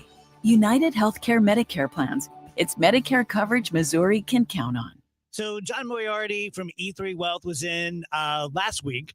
And he's so much better at this than I am. He I can say, financial guy and entrepreneur. And like, I know what most of these terms mean, but I'm advocating something I don't understand. So just so we both are clear on that, I do know that everyone needs help with finances. I guess there are a few people out there who just have a gift for it. I do not.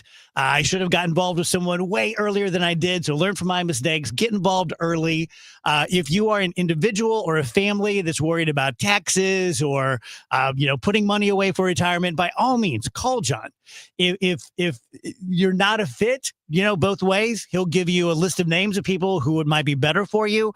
But if you are a business person or an entrepreneur, you have found your guy. You have found your company. E3 stands for Educate, Empower, and Enlighten. Everything that you are doing or have thought about is exactly what they do. Exactly the kind of people who they support. Simply visit the website, which is the letter E, the number 3, e3wealth.com to talk to John. This is Megan Lynch. 250 doctors go to Ophthalmology Associates. That's why I trust them. Ophthalmology Associates, 314-966-5000 or youridoc.com. Why do the national tax resolution firms need the tiny fine print at the bottom of all their TV ads? Hi, this is Lance Drury with the Lance Drury Law Firm. You don't hear fast-talking disclaimers in our ads because the claims we make are 100% transparent. The Lance Drury Law Firm primarily focuses on one thing, IRS problems, and we're regulated by the Bar Association, and we have a AAA rating with the Better Business Bureau. IRS issues are serious legal issues. The Lance Drury Law Firm has helped thousands of clients navigate the best resolution plans, and we tell you up front exactly how much it'll cost. Tax resolution law is all we do. So before you send money to some out-of-town, high-pressure salesperson, give us a call at the Lance Drury Law Firm, located right here in St. Louis. Call today to schedule your free consultation with me, 314-260-6120, or visit Lance, DRURY law.com. The choice of a lawyer is an important decision and should not be based solely upon advertisements. This is Debbie Monterey, and if you or a loved one needs some extra assistance to age comfortably and safely at home, look no further than Ever True Anywhere Care. Formerly Lutheran Senior Services, their team walks alongside you every step of your journey. Whether it's navigating a dementia diagnosis or handling end-of-life care and bereavement, they offer world-class caregivers right here in St. Louis. Call 314-597-6498 or visit evertrueanywherecare.org. Sponsored by Gloria Lou with your home sold guaranteed realty 314-325-6888. Need to sell your home and you want the most money? The name to remember is Gloria Lou. Yes, Gloria Lou with your home sold guaranteed realty at 314-325-6888 and start packing.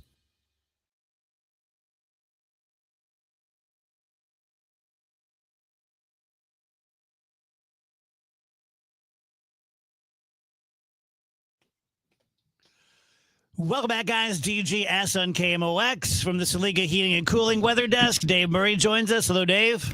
Hello there. Did you get to hear that last segment, Dave? I heard a lot of it. It was fantastic. Wasn't it great?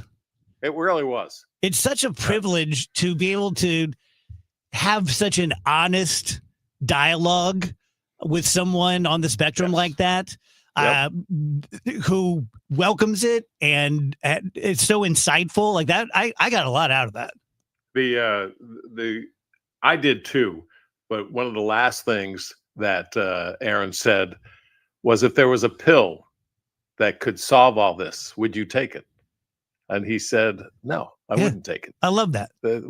Me too. Yeah. It's fascinating. And, I also think Aaron is an incredible speaker. Just great to hear his story. And it's so cool that he's so open to the kind of questions you ask, Dave. But I think it's also a testament to you as an interviewer. You are able to ask questions. I think other people might feel a little uncomfortable asking some of those questions, a little sheepish. You're just, you have a connection with a person, and it's safe to ask, and it's going to be a good conversation. And it's just something I really admire about you. Thank you. Yeah. Mitch says, I'm on the spectrum, and what he was saying was so true. Thank you, Mitch. Appreciate that, buddy. Yeah, absolutely. So let's give Mitch the forecast. Okay, just Mitch? Yeah, just Mitch. Just one from Mizzou. Mitch is going to need a sweater. How's that? Let's get that Mizzou sweater on for the next couple of days. The cool front has come through. The northwest flow is back. It's a big old high pressure system coming in behind. There's no rain in sight, so we continue in a serious drop. But it's October. You have to expect that. We're going down to 53 tonight, 75 for the high tomorrow, 49 Wednesday night. Thursday, 73, 47 Thursday night, Friday, sunny and 78. The weekend, a little bit warmer, but low humidity. Saturday, 81, Sunday, 84, lots of sunshine. It's always a happy call to call Saliga and say, I need my furnace looked at. That means it's fall. That means it's time. And do that. Yes. This is the time to do it. It's not in December when you go, why don't I have any heat? Yeah. Because there's a lot of other people in line. But this is the time to do it. There you go. And it's comfortable. It's easy to do, and just get it done. Dave, tonight we are taping our Halloween show. Oh. Not disclosing yet where we're going. Would you dig that? Would you like spending a few hours at a place like that? No. No. Not interested, no. or too spooky? This business is scary enough. Wheels, how about you? This is your first. Yeah, I'm looking forward to it. I think it's going to be fun. I'm sure it will be fun. You're not going to poo-poo things, right? Well, I mean, I hope not. I don't want to. Okay. Of course. I don't want to walk through and go, this is a person. Here's what we'll do.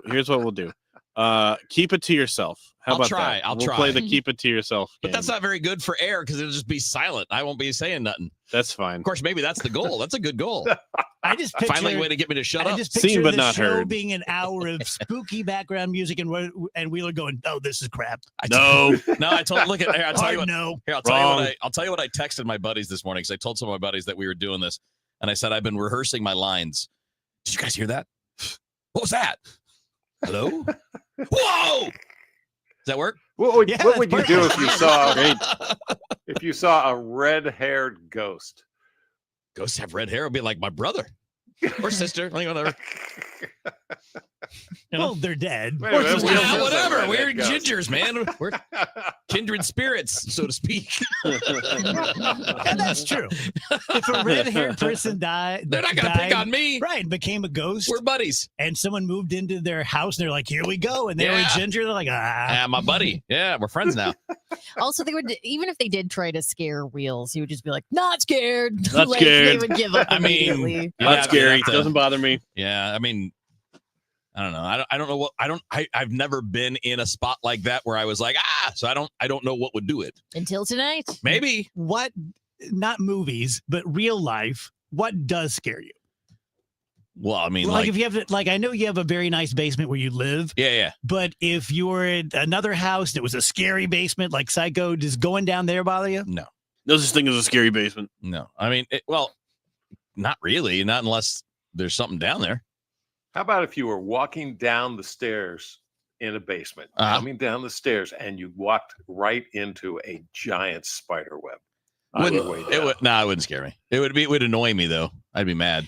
That would scare me. Have you ever watched a movie and felt scared? When I was a kid, yeah. Not now. I grew up. No. They became a man Because I know it's not a movie. scared of anything. It's a movie. This is like a therapy session. Yeah, I know. I like the fear things are This just is our like, favorite thing to do, Dave Murray. I know you guys are Our trying favorite thing to do is they're trying to figure me out. crack the puzzle of Kevin Wheeler. So the fear things are only limited to like I don't want anything bad to happen to people that I care about. That's the only fear thing that I typically have on a regular basis. Are there other things? Yeah, I'd probably scared to death if somebody walked into the building with a gun and was like, I'd be scared to death of like real life situations. See, you and I are opposites. I could sleep all night with my doors wide open. That's silly. Gotcha. I should be afraid of people. Yeah. I'm not afraid of people. I'm afraid of ghosties. Yeah, and I'm not generally afraid of people, but if they give me a reason to be, I would be. Yeah. So it's more just like the tangible. But again, maybe it's just 'cause I've never seen any other stuff. I don't know. Dave, if you you leave your doors open, middle of the night, it's 2 a.m. Raccoon finds his way in, all of a sudden just climbs up on your chest and he's looking you right in the eye. Yeah. That scare you? Oh yeah.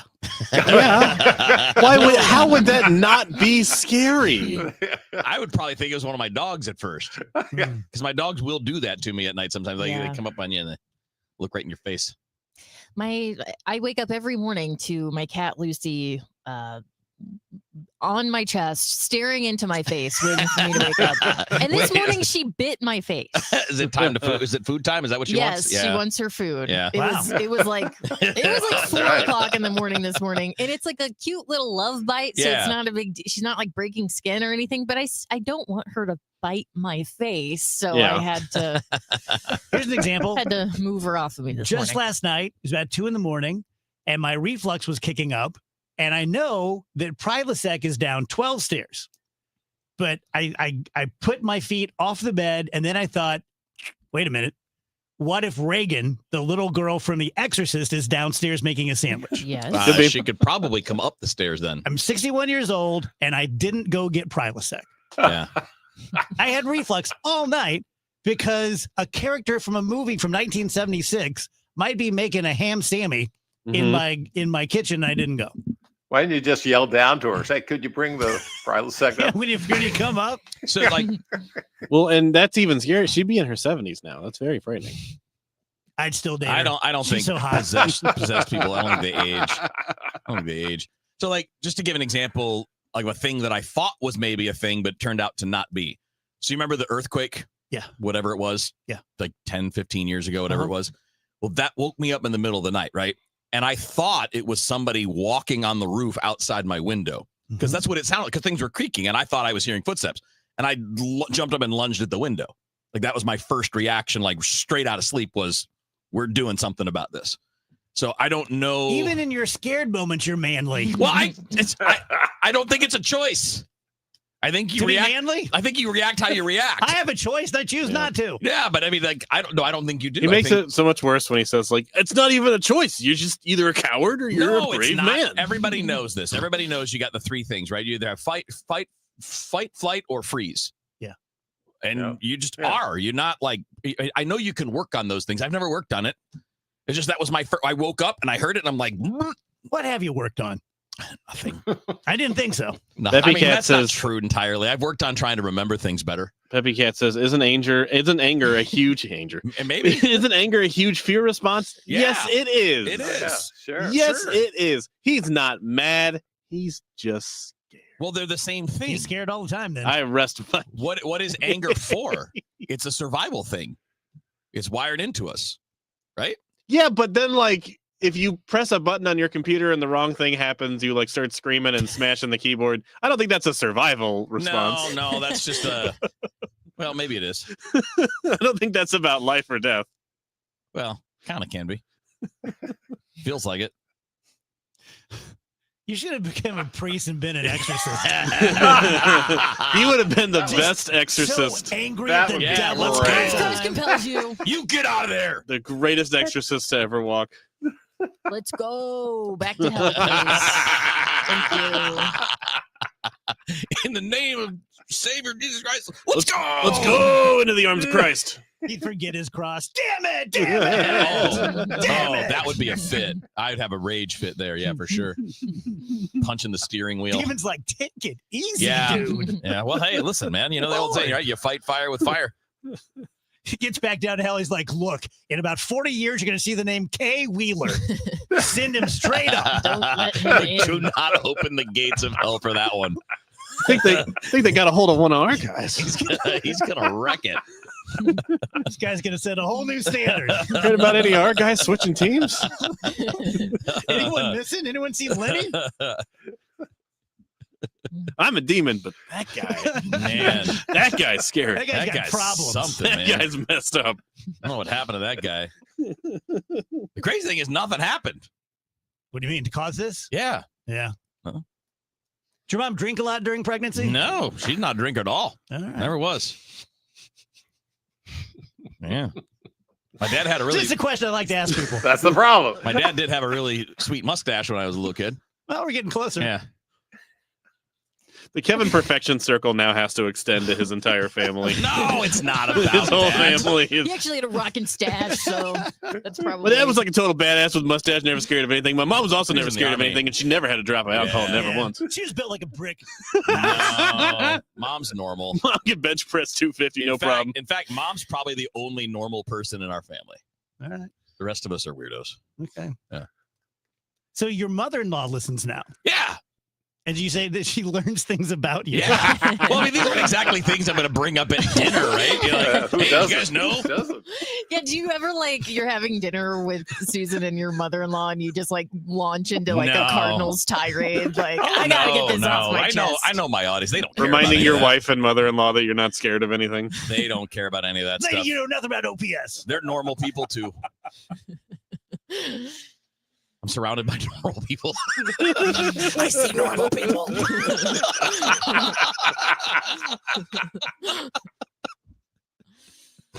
Whew. I feel like I'm interviewing Aaron again. You know, it's like I just want to ask you the same questions. Cool. Like, do you sense Yeah. it? Do you know this? I mean, is I don't it? actually you- walk around thinking I'm the most normal person in the world. No. I kind of think you do. That's No, I mean, I'm cool with whatever it is. I don't give a crap. Thank you, Dave. Appreciate it. Have fun tonight, guys. Thank you. Once again, I want to encourage you. And I'm not sure that Mark Cantor will like this or not. Maybe he won't like it, but I think he has a lot of integrity, and I think that this is the kind of thing you say when you have integrity. Don't be afraid to interview more than one personal injury attorney. I am very confident, and I'm sure Mark is as well, that if you talk to him and then you talk to someone else or vice versa, you are going to see very big differences. Not like, gosh, one guy was an 8, one guy was a 9. I think Mark is going to blow everyone out of the water. He's going to look you in the eye. He's going to give you his time. He's going to give you his expertise. If he doesn't think you have a good case, he will tell you, because he doesn't want you to waste a lot of your time. Of course, you can get a second and third opinion. If he does think you have a case, not in the very first meeting, he's not going to say like, it's worth $1 million, because if someone says that, you should run because they need to know much more about your case and see how it develops. But it's going to be honest. It's going to be a partnership. It's going to be open communication. And he does very, very well for his clients. I feel very good about sending everyone Mark Cantor's way. So if you or someone who you care about has been injured and you think someone might be responsible, call 314-628-9999 or CantorInjuryLaw.com. The choice of a lawyer is an important decision and should not be based solely upon advertisements. Traffic from the MichaelsFlooringOutlet.com Traffic Center. Well, good news on 255. This traffic report to service of Outland Instant Oil Change. They cleared the crash north of Route 3 Depot. Things are back to normal area. Still have that road work back up westbound 5570 about midway in from 255 to 111. Reporting an injury crash northbound 67 at Riverlands Way. That's just before you get to the Clark Bridge. Don't see any delays there right now, at least, but emergency crews are on the way. Westbound 70, Riverview out through Jennings Station's bogged down. It's slow now. 270 out to about our city and approaching Highway 61. Southbound 170, busy spots south of Olive 64. Westbound 64 backs up periodically from Kings Highway, headed out to Big Bend. A little slow approaching Ballast. Some slow stuff Top Golf out through to about Spirit. Past Highway K, it's a little heavy. Then it's just briefly slow at Lake St. Louis Boulevard. Southbound 270, 364 down through Doherty Ferries, heavy. 44 midway down to Gravel Lane, approaching Tesson Ferry, slow. Southbound 55 on the brakes from Arsenal down through Bates, north of Z down to McNutt. Heavier traffic there. I'm Roger Brand in the Michaels Flooring Outlet.com Traffic Center. Brought to you by Valvoline Instant Oil Change. Service you can see, experts you can trust. Hear that? Sounds like simple. No appointments. About 15 minutes to change your oil. Then out the door and back to life. Valvoline Instant Oil Change. Simple. Red Kingdom is back at FanDuel Sports Network Live in Ballpark Village. See every game on the largest screen in town. Don't forget about the $25 buckets, $5 cocktails, and the best tailgate food around. Grab your friends along with Kingdom OX and huddle up for the games at the best watch party in town. If you can't make it, but don't want to miss it down, listen to the Chiefs on Kingdom OX or Kingdom OX on the Odyssey app. For more info, kingdomox.com/events. Retiring soon? Get the information you need by joining Kyle Jones and Matt Allgeier of Fira Capital Management for your retirement highway, Sunday mornings at 9:30. Investment advisory services made available through Pine Ridge Advisors, LLC, a registered investment advisor. Securities made available through AE Financial Services, LLC, member FINRA and SIPC. You hear that? That's the sound of your business losing money. Legacy phone systems weren't built for today's teams. Quo, formerly OpenPhone, gives your business a smarter way to stay connected. Quo lets you manage calls, texts, voicemail, and contacts all in one place so that you can deliver a seamless customer experience from ring to... Need to take calls on the go? Quo automatically transcribes, summarizes, and highlights next steps from every call, so you never miss a detail. Need insight into what closes a sale? With Quo's AI call tags, you can instantly spot key topics like objections or pricing questions and use those insights to level up every customer interaction. And yes, you can bring your existing number with you for free. Keep your team in sync and your customers happy with Quo.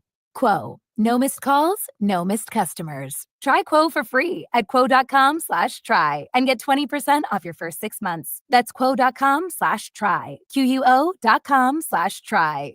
On December 1st, you'll finally be able to bet on all your favorite teams and all your favorite sports, and you'll be able to do that with America's #1 sports book. It's FanDuel. FanDuel is coming to Missouri, so you can play the way that you want to play. You can bet on everything from just like old school, right? If you're an old school person that just wants to bet on the outcomes of games, you can go money line, point spreads, over-unders. Really, that's the old school stuff. You can, futures and who's going to win the big game at the end of the year, who's going to win the championship this year. All that stuff is available for you. Plus, you got live betting, which is like you're watching a game and you're into the game and you think you got a feel for the game. Like, I think the next touchdown is going to be this guy. You'll be able to play along in real time on the FanDuel Sportsbook app. And I've been with FanDuel since they launched daily fantasy games a long time ago, like 13, 14, 15 years, something like that.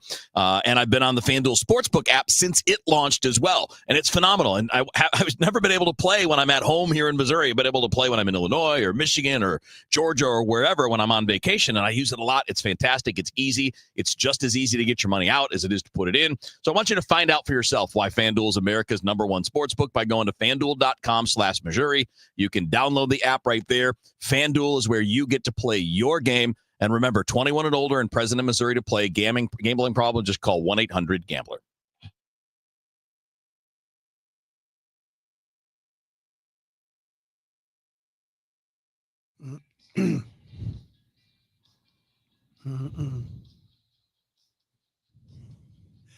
Welcome back, guys. DGS on KMOX. Real short segment here. I had kind of an interesting thing happen over the weekend. I ordered a burger from a place I've never had it, and I really liked it. And I liked it for a specific reason, and I couldn't place it. It was like a familiar burger to me, and I finally figured it out. It tasted like lighter fluid, and that's what my dad's burgers tasted like. Yeah. Isn't that cute? That's really nice. Yeah. Like, I just grew up thinking that's what burgers tasted like. Like charcoal and... Yeah, you always hear about people like, I like lumpy mashed potatoes because that's the way my grandma made it and that kind of stuff. I love that. Yeah. That's cool. Let you know they're real. Mm-hmm. Good stuff. Good stuff. Yeah.